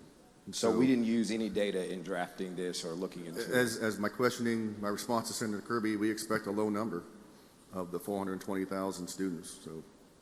Right. Now, and I get there are some federal protections, and we don't know whether we'll have a department, what that looks like from day to day. Is there anything in this law that protects students from discrimination for receiving districts? Say a district takes 5-star quarterback, takes all students who are 4.0 students. Is there anything that stops a student or that protects a student who may not be a more desirable student from being discriminated against? There's current law that prevents discrimination. School boards know what that law is because they generally have good school board attorneys. And they go through, their CLEs every year that the school boards do. So to put it in here, I thought that was overkill because it's current law and we didn't need it. Okay. But we didn't do anything specific to, we're changing a law and we didn't do anything specific to this law to protect students from any type of discrimination. We're changing the ability of the sending district to veto or prohibit a child from leaving that district, yes. So can a district look at a student and I think you said that they may be able to adopt policies around what they're doing or they can amend their policies. Could a district look at a student and say, this student is going to be more expensive to educate and so we don't want them? The districts can continue to do what they're doing now. Thank you. I have an amendment at the appropriate time, Mr. President. If you'd bring it to the Secretary. Senator Dupree, for what purpose, sir?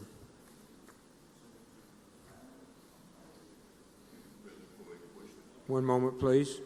All right, it's on when the green light's on, Senator. You're good to go.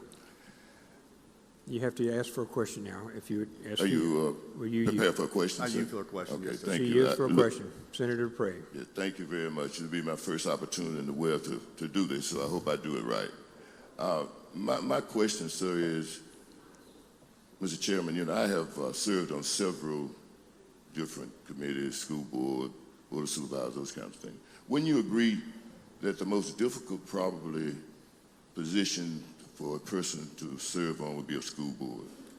I would not want to be on the school board. Well, I think every elected official ought to serve on the school board for 1 year because you get parents that come and they're real sensitive about their children, and rightfully so. And so that's why when we served on the school board, people had to come when they wanted to. If a special need kid and the parent wanted to change that school, they had to make sure that that when they brought their school, they found a least restrictive environment. I think that's what they called it. That they had to have a reason for that kid to move from one school to another. And they called it a least restrictive environment. So that meant that where they are is not providing what they need. So they need to go somewhere else that's least restricted than where they are. A reason. The other thing is to make sure, because we stayed under desegregation quota for almost 30 years in Hattiesburg, was to make sure that our schools were not becoming racially identifiable again, which brings on all kinds of other problems. I just want to make sure that you all in the Education Committee have considered the racially identifiable issue that can appear if you find more students moving continually to one school as opposed to another. And then making sure that parents don't just arbitrarily want to move their kid because they just want to move their kid. But there's a reason for moving their kid. And it may be sports, but let them tell them it's sports. It may be something, maybe music. I don't know what it is. But that'll be a reason that a parent want to move their kid 30 miles or 40 miles away from their home school and identify what that is, and not just, I just want to move their kid. Because there are consequences either way. I just want to know if you ought to consider those, sir. Well, thank you. Thank you, Senator Bree. As a school board member, former school board member, I'm sure you've probably had the training to deal with discrimination and what you can and cannot do and how you accept transfers and deal with students and so forth. And so when you say that the parent needs to have a good reason and not an arbitrary reason to transfer, well, whose decision is that to make? We believe, or I believe, this committee believes, it's the parent's decision, not the school board or the superintendent. We believe that the parent has the right to decide what public school that their student or their child is enrolled in. And it's not happening a lot throughout the state. Very few districts are refusing to allow students to leave. And like I said earlier, why would you want to keep a child? It could be a disruption later if you keep them. So when it comes to this one issue of transferring school district amongst public schools, we believe, the committee believes, that the parent is the proper person, the proper party to make that determination. Not a governmental agency, not an elected board, not an appointed superintendent, the parent. Thank you, Senator Dupree. Senator Isom, for what purpose, ma'am? Question. Pardon me? Question. Will you for a question, Senator DeBar? Yes, I do. You're recognized for a question on the bill, ma'am. Thank you so much. Being an educator and a person that has written lots of policies in education, as well as a legal nurse consultant, I'm reading this document, and on line 43 is where it starts. It says the transferee district shall notify in writing and within a reasonable time. I wanted to ask the question, what has been identified as the reasonable time frame?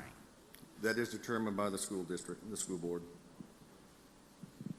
That brings up a lot of lawsuits, a lot of open, like Senator Dupree says, you're going to have a lot of questions coming to you and a lot of people bringing in, well, they took too long.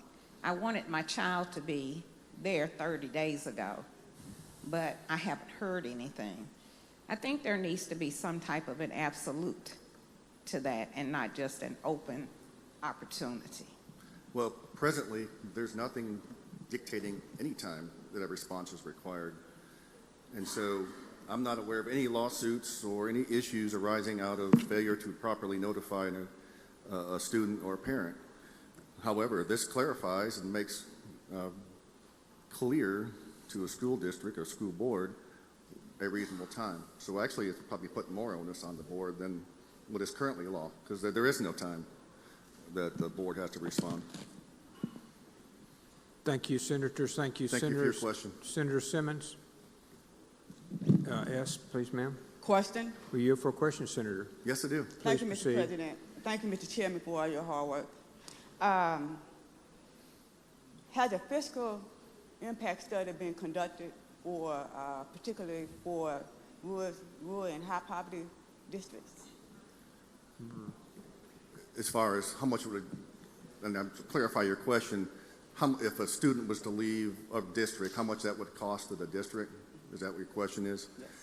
No, we haven't done that. We do expect a minimum amount of students to transfer. And with our new funding formula that we passed several years ago that we fully funded and probably will this again this year, the money is dedicated for the child and not the district. And so the money will always follow the child. We appropriate, as you know, money through the base student costs, and that's roughly $7,000 per student. And so that money's going to follow the child. And so, you know, ultimately this probably or hopefully will create competition among districts. So your school districts may want to introduce a robotics program because the neighboring district does not. And that way you can get students to come to your district.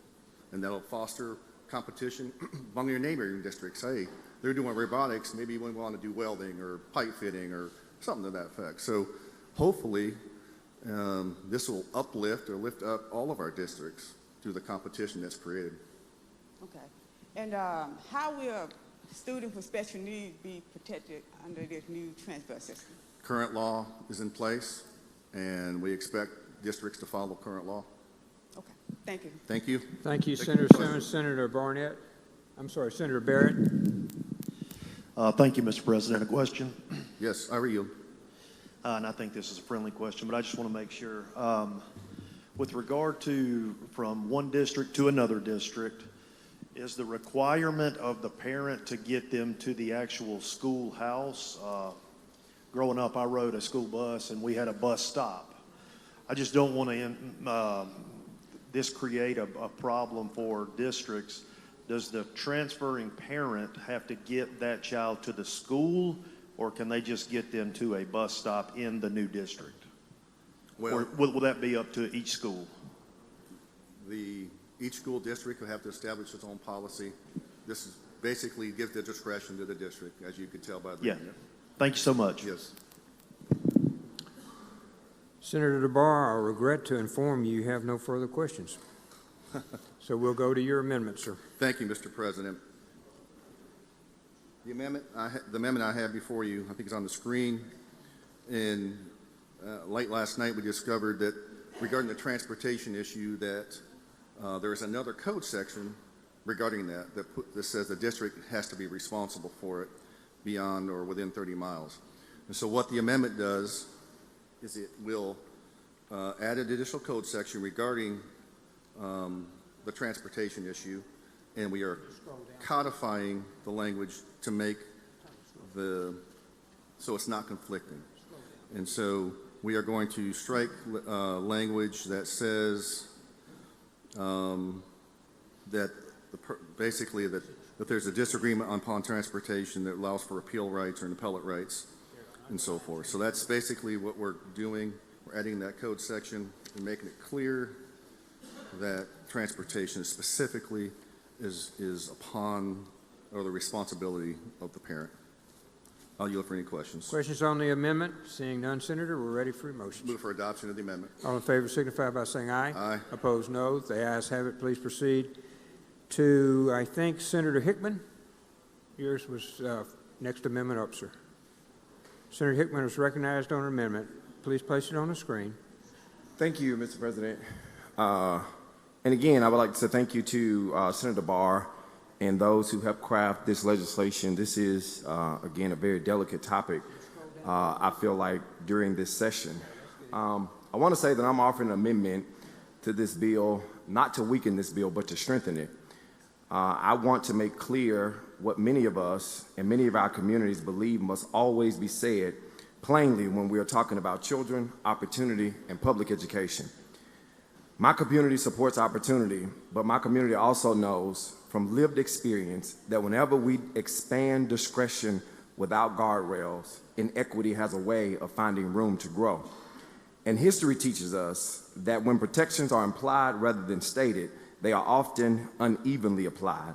This amendment sends a clear message to our communities, to our school districts, that no child should be treated differently because of who they are, where they came from, or what district they are leaving. If we're going to allow students to move across district lines, then we must make clear that discrimination in any form is not tolerated and has no place. I want to say that in my questioning and in several people's questioning, Senator DeBar stated that that's already in the law, that's already there. But if we believe that discrimination is wrong, why don't we say it, this body? Why don't we say it as it relates to this law? If we believe it's wrong, why don't we add this amendment to say, look, we won't stand for discrimination.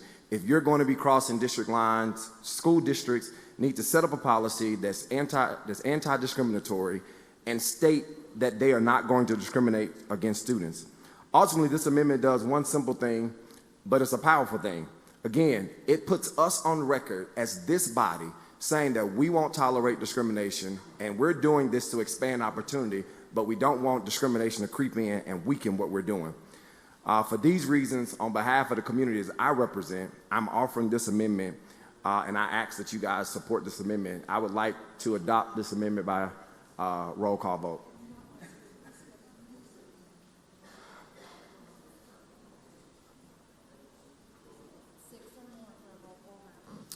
We need 6 for a roll call vote. Want to help me count?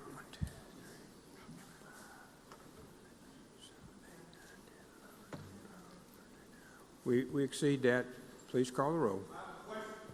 All right, before we get to that, Senator McMahon has a question. Senator, will you yield for a question? Yes, sir. Senator McMahon, you're recognized.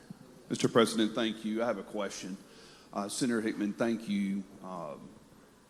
Thank you so much for this amendment. If this amendment is adopted, do you plan on supporting this legislation? I'll consider it. Thank you. Thank you. Senator Rhodes, you good? Senator Fillingane? For a question, Mr. President. Were you Senator Hickman? Yes, I yield. Thank you, Senator.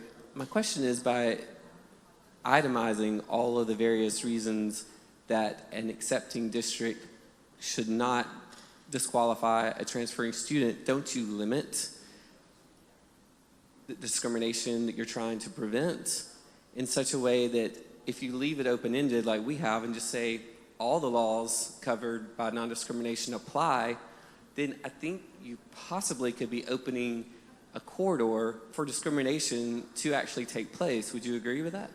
No, I don't agree. However, if you would like to make this amendment better, I invite you to maybe make an amendment after you support it and adopt it.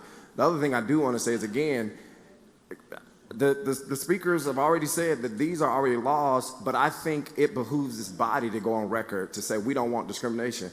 And you may not have the same lived experiences that I have and my district have gone through. And so I think that makes a slight difference at why we're a bit more cautious and we want things stated that they don't have discrimination. So again, I invite you to offer an amendment to make this amendment better. Well, I appreciate that, but I think that begs the question, if any of us try to itemize and delineate exactly what constitutes discrimination, and that's what we say and that's what we put on the statutes, then anything else like maybe non-binary students, I don't see that on your list. So are you going to then say for non-binary students, we can put a policy in place that the school district can't accept those, and since it's not written in the statute, then that's okay. That discrimination would be all right, but so long as we don't include any of these specific types of discrimination, I think that's the problem I'm trying to address, and I appreciate your amendment in trying to itemize and specifically say you can't discriminate for A, B, or C, but what about X, Y, or Z? I think any list can't be completely exclusive, or else you leave room for discrimination, albeit unintended perhaps. Again, I disagree, and I would love for you to add that to our list. Thank you, Senator Fillingane. Senator Turner Ford, for what purpose? I have a question. You for a question, Senator? Yes. Senator Turner Ford is recognized for a question. Thank you, Mr. President, and thank you, Senator, for yielding. I do support your amendment. My question is, do we know if school districts have reported to MDE a specific number of the capacity for their districts? And we don't know, and that was some of the questions that I had. I mean, I would like to even know how many students are being denied transfers right now. So there are a lot of unknowns, and it was stated that no data was used to draft this, so I don't have those answers. And so perhaps if this amendment is adopted, it would prevent a district from informing one student, we've reached maximum capacity, receiving a later application, and then saying that your application has been approved. Exactly. It strengthens them having a cause of action for saying I was discriminated against. Thank you. Any other questions? Senator Barr, you're recognized to speak on the amendment.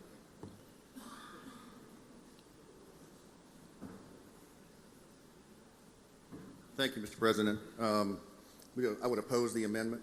If you look at the last few lines of the amendment, we're creating new rights that are not current law. The academic standing of the and so forth, I don't have it. Let me see if I can hear. Accountability rating of the school district, or that's not in current law. We're creating rights that don't need to be. If this is a lawyer's bill or lawyer's amendment, because this is going to create liability or lawsuits because you're creating new rights. We already have current law. We don't need it. And if you have a school board and the school board attorney is worth their salt, they already have a policy. So I think that by adding this amendment, you're just mucking the waters up, making it unclear going forward. And so I'd like to oppose the amendment. Okay. Yes, you have. Thank you, Mr. President. I actually agree with almost everything Senator Barr said, except that you shouldn't support this amendment. It does create rights, and it's been through laws and bodies like this that allow individuals like me to be able to go to public schools. It had to be written in law that school districts couldn't continue to do separate but equal. So I agree. And we need to be able to have rights to protect individuals from being discriminated against. And this is not just about black and white discrimination. This is making sure our disabled children aren't discriminated. We are just sending a message that, hey, what's already in law, we really support that as this body. And I beg the question, if we really believe in anti-discrimination, if we won't say it. I ask that you support this amendment. Thank you. Thank you. Please call the roll. Barrett. Berry. Blackman. Blackwell. Blunt. Boyd. Brumfield. Bryan. Butler. Carter. Chazanall. Chisholm. DeBar. Delano. Dupree. England.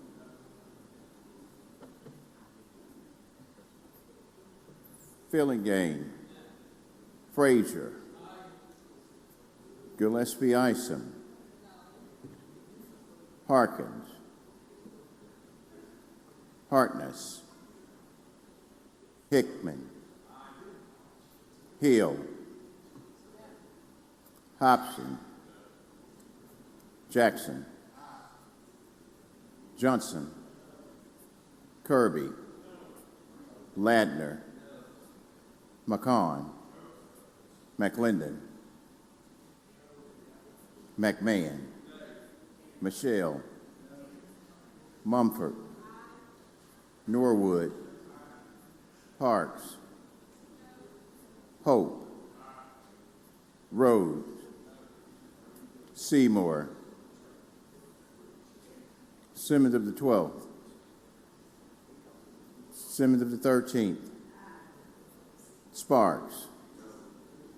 Suber. Tate. Taylor. Thomas. Thompson. Turner Ford.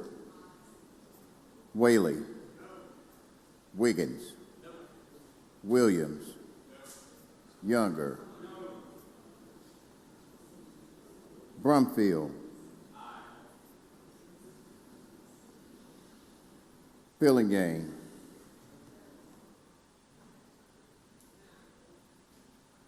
Harkins. Hartness.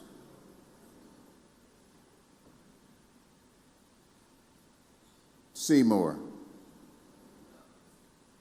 Simmons of the 12th.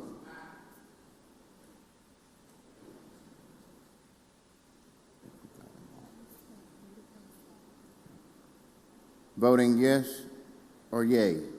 Barnett. Blackman. Blunt. Brumfield. Bryan. Butler. Frazier. Hickman. Jackson. Mumford. Norwood. Pope. Simmons of the 12th.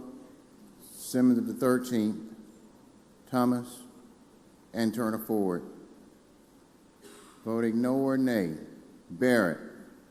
Berry, Blackwell, Boyd, Carter, Chazanall, Chisholm, DeBar, Delano, Dupree, England, Fillingane, Gillespie Isom, Harkins, Harkness, Hill, Hobson, Johnson, Kirby, Ladner, McCon, McClendon, McMahon, Michelle, Parks, Rhodes, Seymour, Sparks, Suber, Tate, Taylor, Thompson, Whaley, Wiggins, Williams, Younger.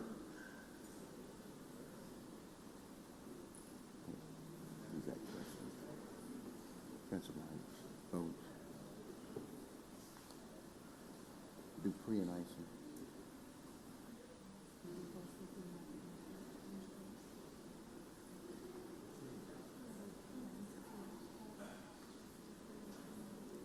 Same. Dupree wants to change his vote. Senator Dupree, for what purpose you seek recognition, sir?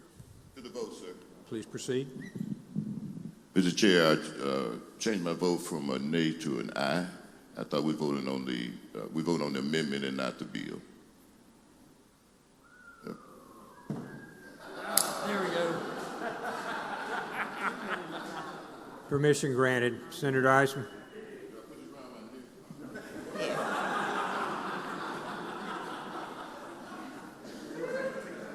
Yes, I'd like to change my vote to nay, an aye from the nay. I thought it was the bill as opposed to the amendment. Permission is granted, ma'am.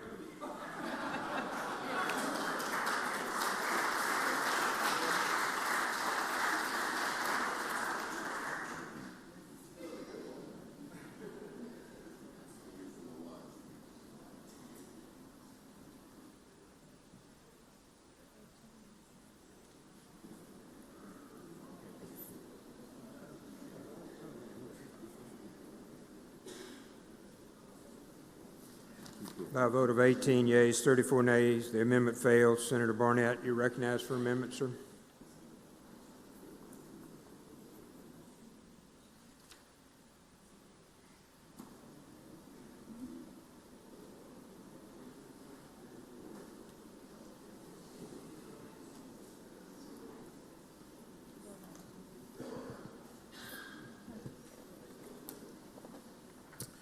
Thank you, Mr. President.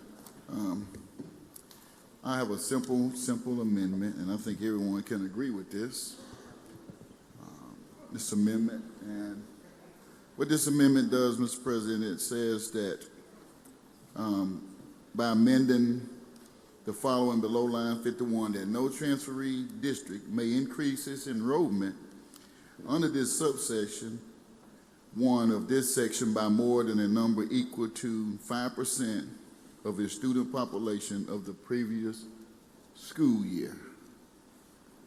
So what this says, Mr. President, is there's a large school district out there that has about 10,000 students. 5% of that is a pretty big number.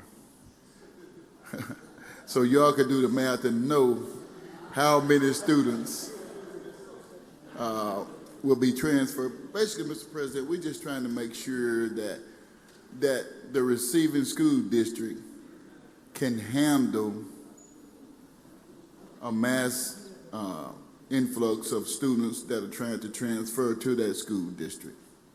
So that's all this bill does, Mr. President. It says that no transferee district may increase its numbers about 5% of what it currently had enrolled the previous school year. Questions on the amendment? Questions? Seeing none, Senator Barr, you're recognized to respond. You support this amendment. Thank you. I support the bill. Thank you, Mr. President. I would oppose the amendment. As long as I've been here in the legislature, we allow for local districts or home rule. We do not want to micromanage local school districts. They have the ability to determine their enrollment or the capacity. If they think they can take 100 students, then they can take 100. If they think they can take 3 or none, That's their decision. We shouldn't be dictating what a school district should do. And so I would oppose the amendment and ask you to vote no. Senator? Yes, sir, you may. You close on the amendment, sir. It's your amendment. Thank you, Mr. President. I understand what Senator Barr is saying, but we have to also think about not just this year and not just now as we move this piece of legislation along. We have to think about what happens 5 years from now when the new Madison County in Mississippi may emerge, wherever it may be, at this latest and greatest place where people want to live, where jobs are created, where families want to move to. School districts are being built. And now we see a mass exodus from the school where everyone wants to go to now to this new school district. But we have imposed taxes on the current residents or the people of this school district to build new schools, new facilities, and all the amenities that go along with accommodating this mass influx of students. We're leaving the taxpayers on the hook to continue to pay for these services that they may not have students there to fill this space. Have we considered those things? Have we really looked at that? That today I could be losing students and you could be gaining them. Tomorrow it may be your opportunity or your chance or your time to lose students to another school district as well. How do we go back and tell those taxpayers where we have increased their tax base or their taxes to pay for this? How do we go back and explain this to them? This is my concern, and that's why I'm asking for a 5% increase of what it was the last year. And if this school district is still doing well, or there's others out there where this child couldn't get into this school district, maybe there's another one that they could get into. But we have to look at the bigger picture here.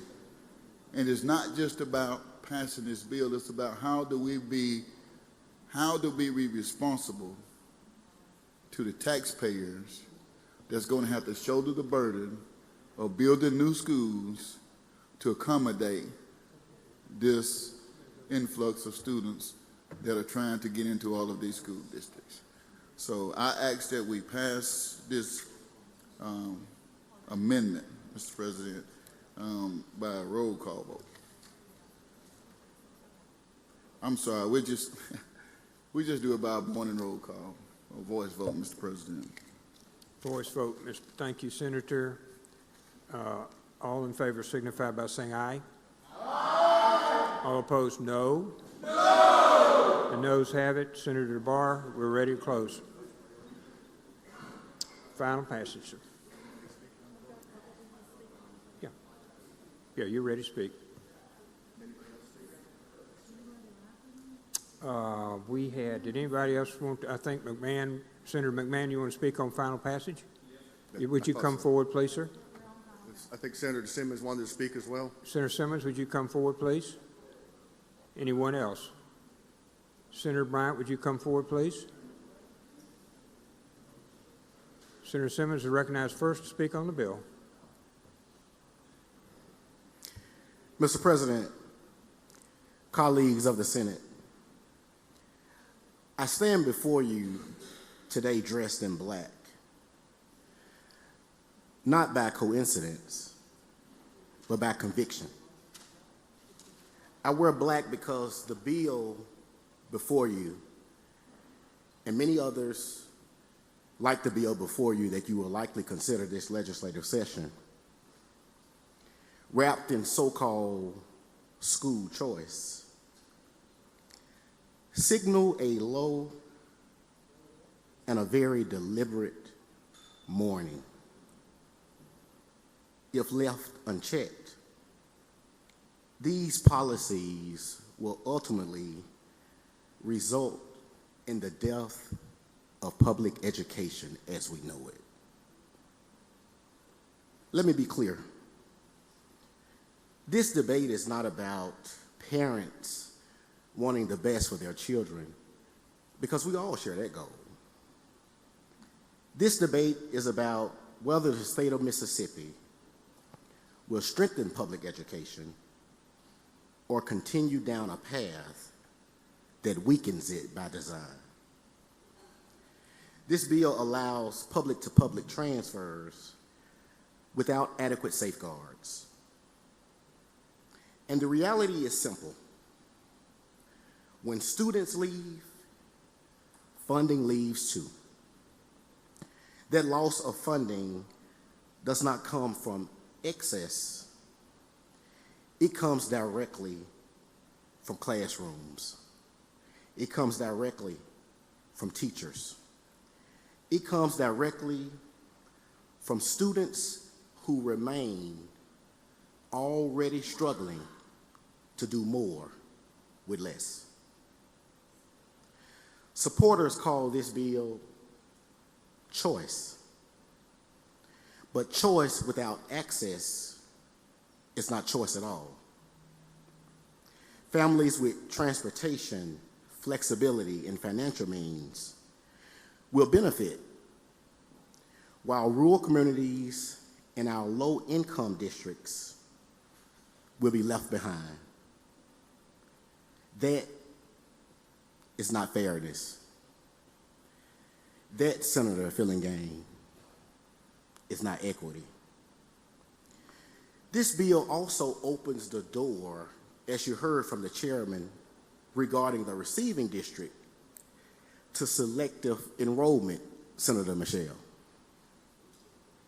Without clear guardrails, the receiving school will have the ability, whether openly or quietly, since this body opposed Senator Hickman's and my amendment, to select the most affluent, the least costly students to educate, and those students who are perhaps the most athletically gifted, while declining those students who may need a little more academic support, who may need a little more support regarding their behavior issues. And it simply is going to leave the district behind with fewer resources, and it would increase the concentration of need for that district. At its core, this policy turns public education into a game of musical chairs. We are not adding chairs, and we are certainly not strengthening the public education system for that poor district. We are simply moving students around until the music stops.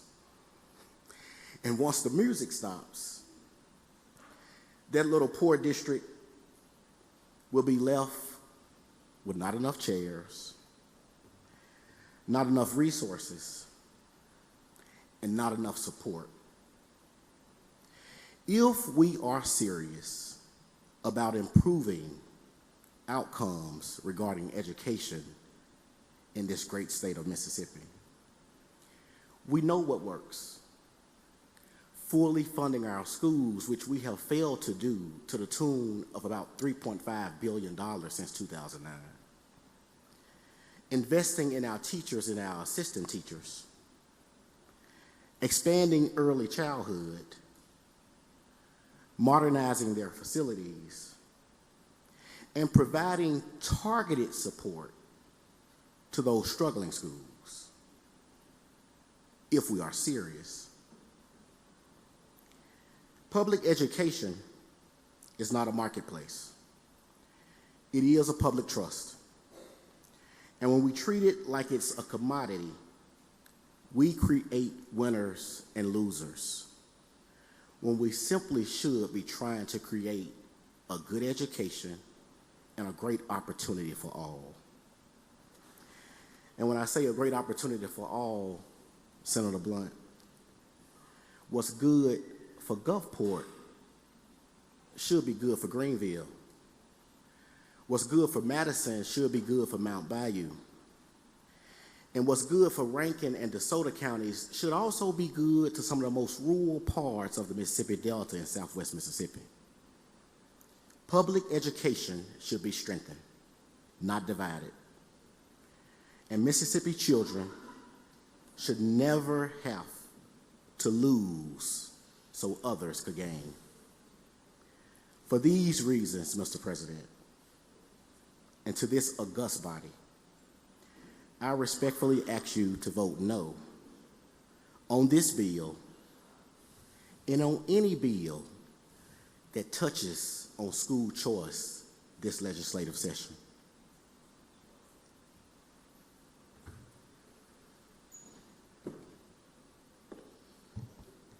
I stand firmly for Mississippi public schools. Do you? I yield the podium, Mr. President. Thank you, Senator. Senator McMahon, you have to speak on the bill. Then Senator Bryan, I think, if he's still here. Okay.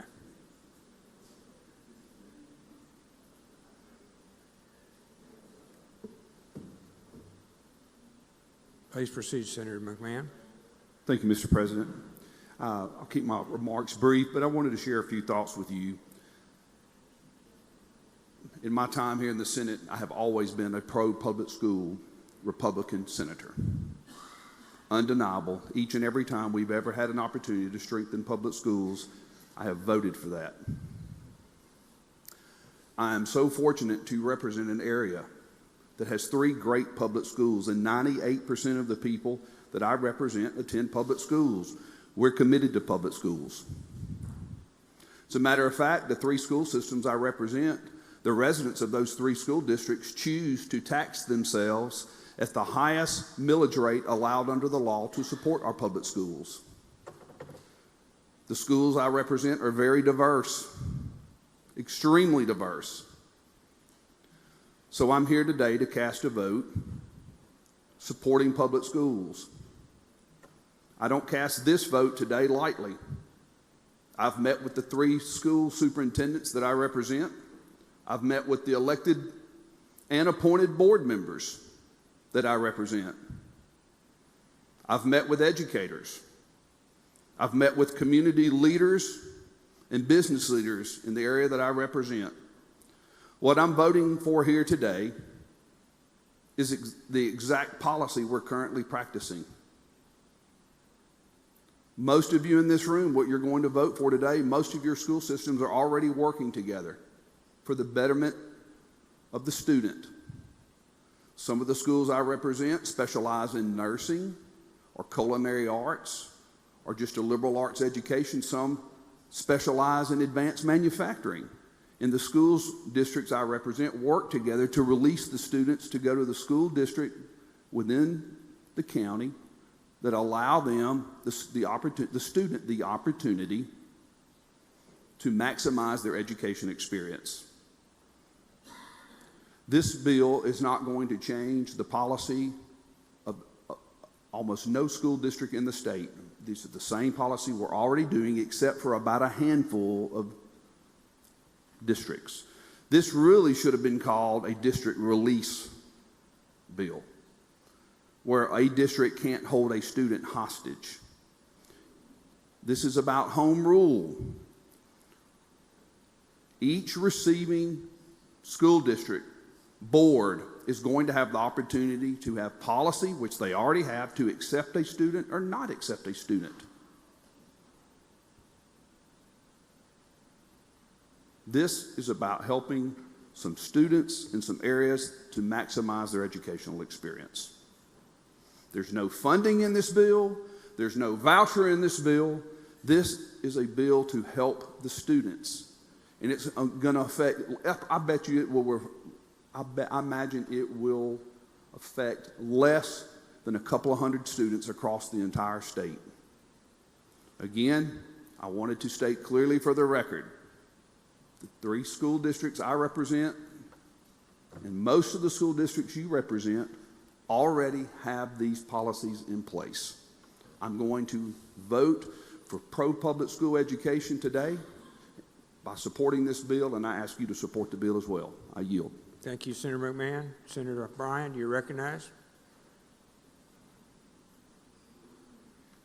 There's an incredible value to a community and an incredible value to the students in that community when everyone basically goes to school with each other. Over the years, there have been communities around the state where that situation no longer exists. And I'll bet you there are a lot of those communities who wish they could find a way back to the time when everybody in town went to the same school. What this bill does is exacerbate this self-selection of people into groups where you don't have a cross-representation of the community. You're not going to have school choice for everybody. You're going to have school choice for the students who can afford to pay tuition, who can find a school district to accept them, who can provide transportation there. In other words, the more affluent students. And as bit by bit, the more affluent students leave a school district, it's harder and harder and harder for those who remain behind. It gets to be trendy. Everybody wants to go where their children's students are going. And you're going to have school districts which bit by bit are going to lose sufficient enrollment and lose the benefit of having everyone in town go to school together and really genuinely become friends with each other. That's not good for the students, it's not good for the community, and it's not good for the state.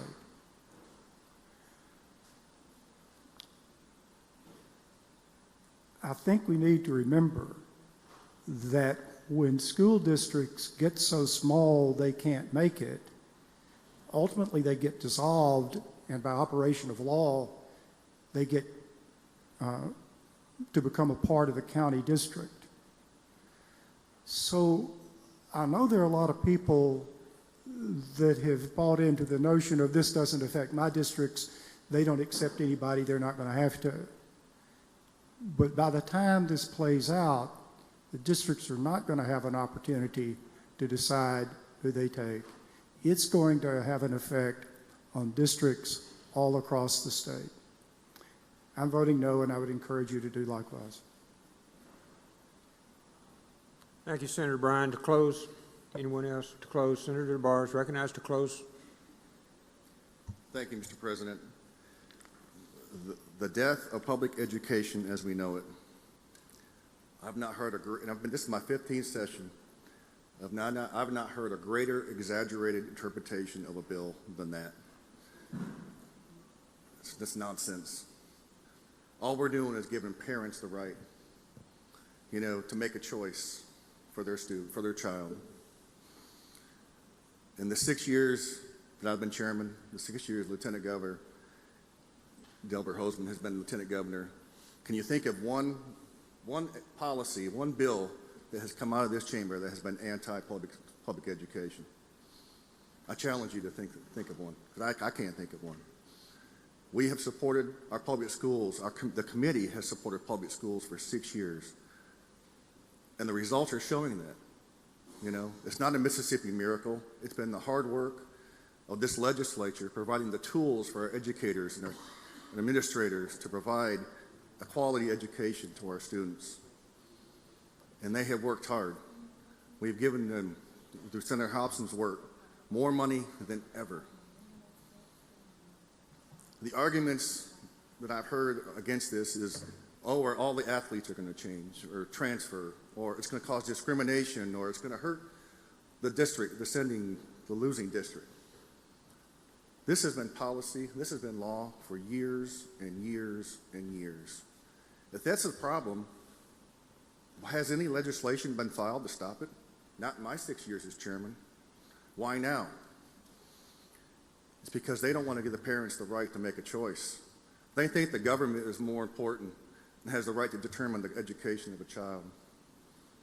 We're simply allowing a parent to send a child to this public school, not private school, that, they're choosing, that they think is best for their child. Make it clear. I have said it publicly. I'll let the Lieutenant Governor speak for himself. This is the line that we have drawn on our committee, I believe, and I think this body. This is as far as we're willing to go.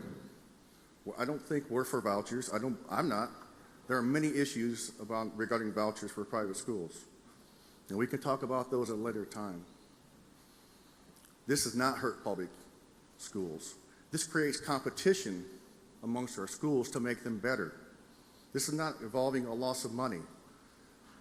If a school district is not providing quality education for that student, they should not exist. Why do they exist if they're not educating our students? We have F districts in this state that have been Fs for years and years and years. We're losing generations of students because those districts are not providing quality education for those students. Why should they be stuck in the district that they're at? So they could be uneducated, become a ward of the state? That's not what we're saying here. We're allowing these parents to put their child in a district, in a school that they think is best for their student, for their child. And we're not taking any rights away from the school district. If they want to set their capacity at 0 or 100, let them. If they think they can take on that new student, why not?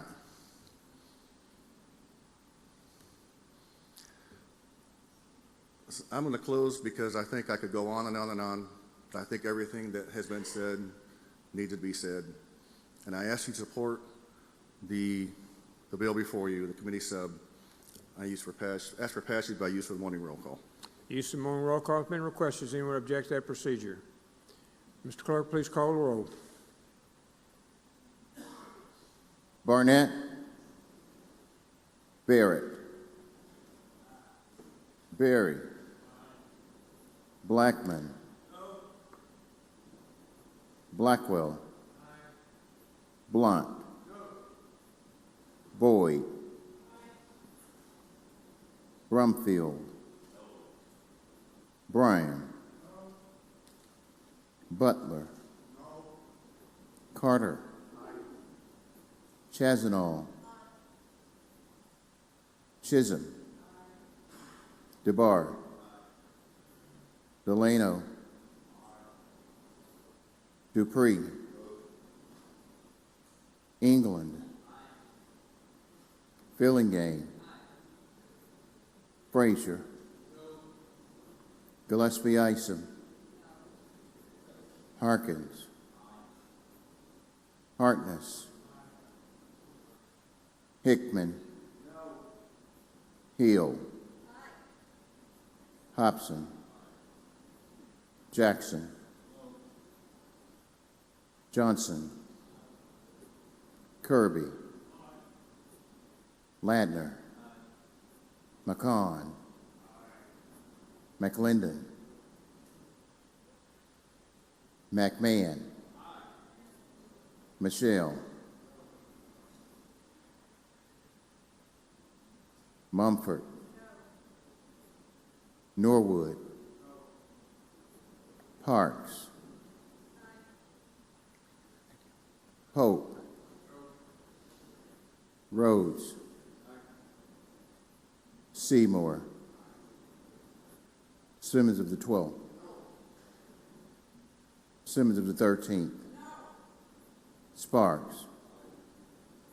Suber. Tate.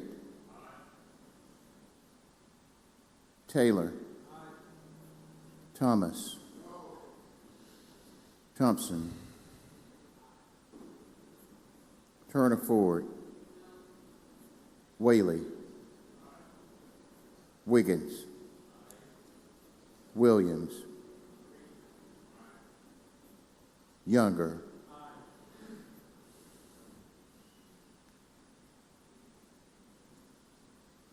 Barnett.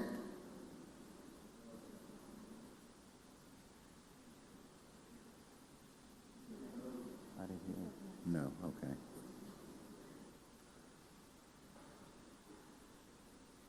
McClendon.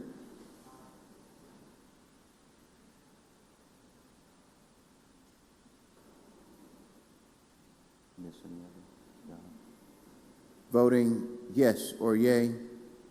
Barrett, Berry, Blackwell, Boyd, Carter, Chazanall, Chisholm, DeBar, Delano, England, Fillingane, Harkins, Hartness, Hill, Hobson, Johnson, Kirby, Ladner, McCon, McClendon, McMahon, Parks, Rhodes, Seymour, Sparks, Suber, Tate, Taylor, Thompson, Whaley, Wiggins, Williams, and Younger. Voting no or nay, Barnett, Blackman, Blunt, Brumfield, Bryan, Butler, Dupree, Frazier, Gillespie Isom, Hickman, Jackson, Michelle, Mumford, Norwood, Hope, Simmons of the 12th, Simmons of the 13th, Thomas, and Turner Ford.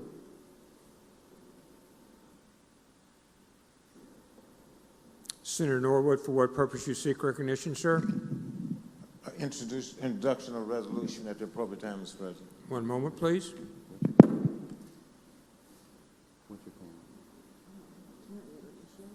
He said no. He didn't count. 30. Okay, we do.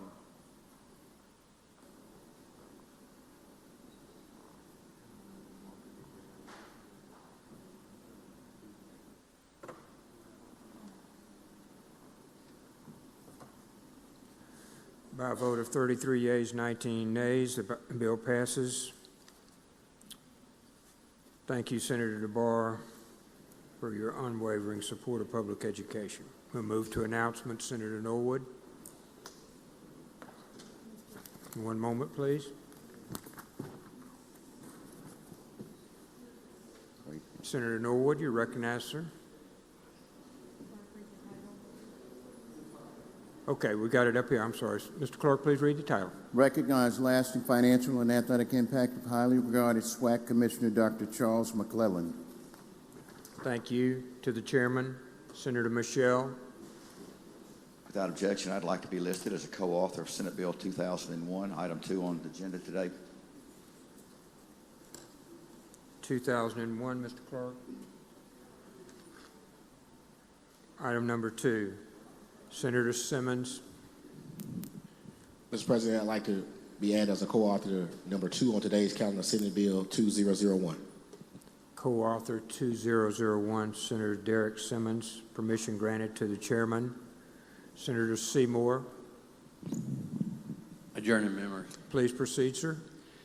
When the Senate adjourns today, I would ask that it adjourn in the memory of Mr. Kenneth J. Fountain of the St. Martin community, and also Mayor Zelma Jackson Galat, Senator Galat's wife. Senator Tommy Galat's wife. Thank you, Senator. Senator Wiggins. Unanimous consent to be added as a co-author on items number 2 and 4 today, please. Unanimous consent is granted to the chairman. Items 2 and 4, Mr. Clerk. Senator DeBar. Thank you, Mr. President. Ask unanimous consent to be as a co-author to the adjourn in memory that Senator Seymour asked for Senator Galat's wife. Permission granted, Senator. Senator Delano is also added by request. Permission granted. Senator McMahon. Senator Simmons. Anyone who does not want to be added? Going once? All the Senate is added on the resolution by Senator Seymour. Thank you, Senator Seymour. We'll go to Senator Mumford for an announcement, ma'am. Introduction, Mr. President. Please proceed. I'd like to recognize in the Northwest Gallery the students of Jackson Tougaloo Early College School. These are high school students who are taking college courses, and when they graduate, they will earn associate degrees. Very nice.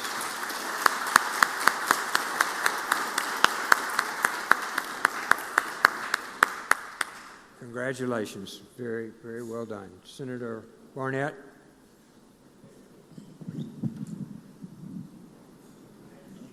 Thank you, Mr. President. I'd like to be added as a co-author to item number 2 on today's calendar, Senate Bill 2001. 2001. Yes. Permission is granted to the chairman. Seeing no objection. Senator Simmons S. All of them. Thank you, Mr. President. I would like to be added as a co-author for item number 2, Senate Bill 2001. Seeing no objection, granted to the chairman. Senator Turner Ford.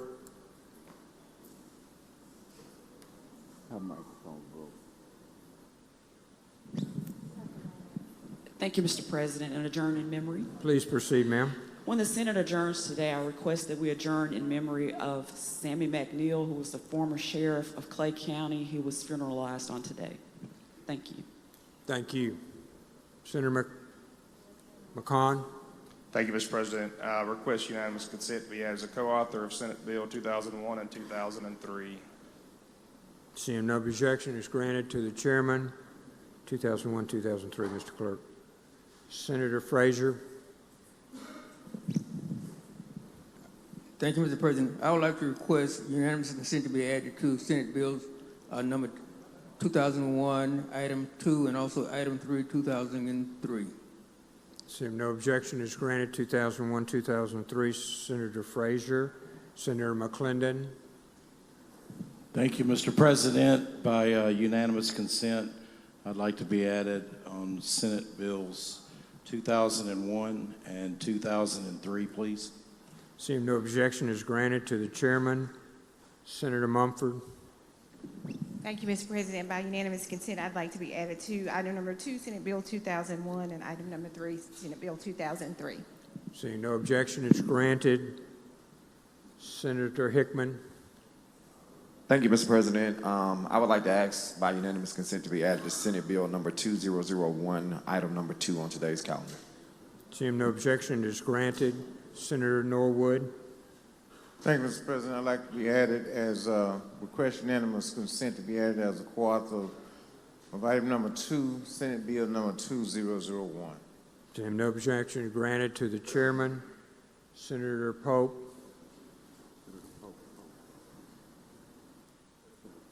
When your light turns green, Senator, one moment, he's got to cut it on. Hold on. Senator Pope on that very front row there. Right there. There we go. There we go. Gotcha. I would like to be added to Bill 2001. Seeing no objection, it is granted. Senator Pope. Senator Boyd. Mr. President, I would like to be added as a co-sponsor for item number 1, 2004, and item number 3, Senate Bill 2003. Number 1 and number 3, Mr. Clerk. Seeing no objection is granted. Senator Boyd. Senator Butler.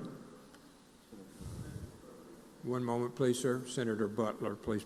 Thank you, Mr. President. By unanimous consent, I would like to be added to item number 1, Senate Bill 204, and number 2, Senate Bill number 2001. 204 and 201, Mr. Clerk. Senator Butler, seeing no objection is granted. Senator Barrett. Thank you, Mr. President. I would like to announce that today is Senator Mumford's birthday. Yeah.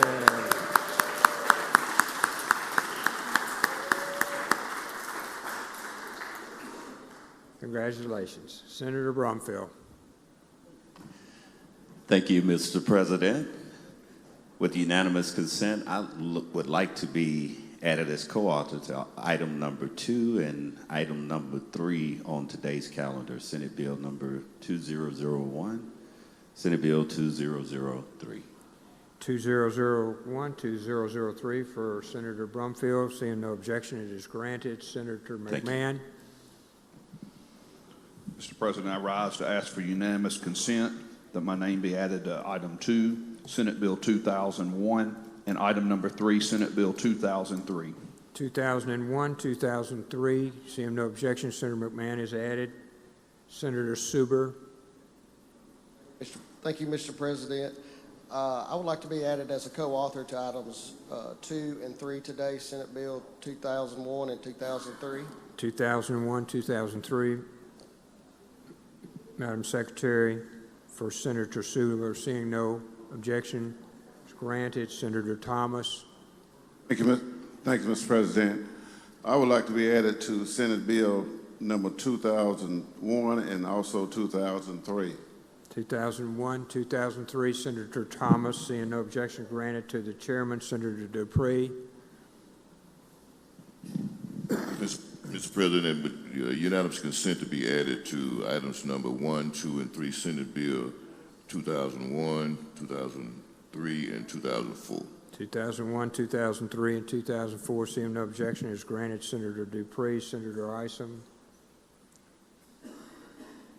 President, I'd like to be added as a co-author to 2001 and 2003. 2001, 2003, Mr. Clerk. Seeing no objection, it is granted. Senator Blunt.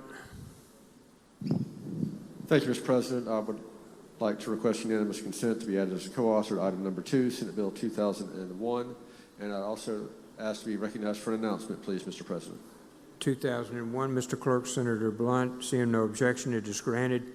Senator Blunt, you're recognized for an announcement, sir. Thank you, Mr. President. I want to let everybody in the Senate know that thanks to the good work of our Secretary of the Senate and the Department of Public Safety, Capitol Police, we are going to have this session paramedic. They've worked with AMR, the good folks at AMR, to have a paramedic on the second floor of the Capitol this session. We hope, obviously, that that won't be needed, but I want to thank those groups for their work in making that available and let you know it's there if you need it. Thank you, Mr. President. Me too. Senator Blackwell. Thank you, Mr. President. With unanimous consent, I'd like to be added to items 1, 2, and 3 on today's calendar. Items 1, 2, and 3, and I have an announcement as well. Please proceed, Senator Blackwell. Tomorrow at 9:45, junior page pictures will be taken here in the chamber with the Lieutenant Governor and the following senators: Barrett, Blunt, Harkins, and Munford. Thank you, Senator. Senator Younger. Adjourn in memory, please. Please proceed. When the Senate adjourns today, please do so in the memory of Mr. Billy Lawrence and Mr. Howard Sharp. Thank you. Thank you, Senator Fillingane. Thank you, Mr. President. By unanimous consent, I'd like to be added as co-author on items 1, 2, and 3 on the calendar today. Senator Fillingane, 1, 2, and 3. Seeing no objection, is granted. Senator Fillingane. Senator Blackman. Thank you, Mr. President. With unanimous consent, I'd like to be added as a co-author of items 1 and 2 on today's calendar. 1 and 2, Senator Blackman. Seeing no objection, it is granted. Senator Delano. Announcement. Please proceed. Ladies and gentlemen of the Senate, tonight is one of the best receptions that we'll have all year long from the Gulf Coast delegation. We will welcome you to the Trademark from 5:30 to 7 o'clock tonight for our wonderful food from the Mississippi Gulf Coast. I will remind everyone that this is an adult reception, and I would like for unanimous consent to invite Representative Jimmy Fondren, if that's okay. Thank you, Mr. President. You're welcome, Senator Delano. Senator Sparks. Thank you, Mr. President. With unanimous consent, I'd like to be added as a co-author to item number 2, Senate Bill 2001. 2001, Senator Sparks. Seeing no objection, it is granted. Okay. Senator Bryant. Mr. President, immediately upon recess, the Public Health Committee will meet. In room 216, we have people who've traveled some distance to appear before us today, and I would appreciate it if members of the committee would make an effort to come down to 216. I assure you we will try to move very quickly. We also have 3 nominations for the Cosmetology Board, and it's somewhat critical that we move on that quickly. So once again, I would ask members of the Public Health Committee to please come down and meet with us in room 216 immediately upon recess, and we'll try to move quickly. Thank you, Senator. Senator Ladner. Yes, thank you, Mr. President. Unanimous consent, I'd like to be added to number 2 and 3 on the calendar as well. Items 2 and 3, Mr. Clerk. Also, I'd like to adjourn in memory. Please proceed. On behalf of me and Senator Seymour, I'd like to adjourn in memory for Mr. Kerman K.C. Ladner, also Mr. Coach Larry Ladner. Thank you. Thank you, Senator.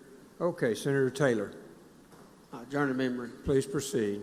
Thank you, Mr. President. At the adjourn today, I ask that the Senate adjourn in memory of Hadley Taylor. She passed away at age 5 with her loving family by her side at St. Jude Research Hospital in Memphis. She fought a long, hard battle with cancer, and I ask that you keep her family in your prayers and her whole community as well. So sad, so young. Okay, everybody but Senator Hobson. Senator Hobson, you get the last one. Thank you, Mr. President. Adjournment in memory. Please proceed, sir. Thank you. When the Senate adjourns today, I ask that we do so in memory of Richard Stockett. He is the father of former Galloway pastor and my friend Kerry Stockett. Thank you, Senator Hobson. Anyone else? Anyone else on announcements? I appreciate so much the manner in which the Senate conducted itself in addressing the legislation we did today. Thank you very much for your time and effort and work. You should anticipate that because we're working at the level that we are, we will not be present on Friday. So we will not be here Friday. So you can, all of you have so many other jobs, will be able to earn a living.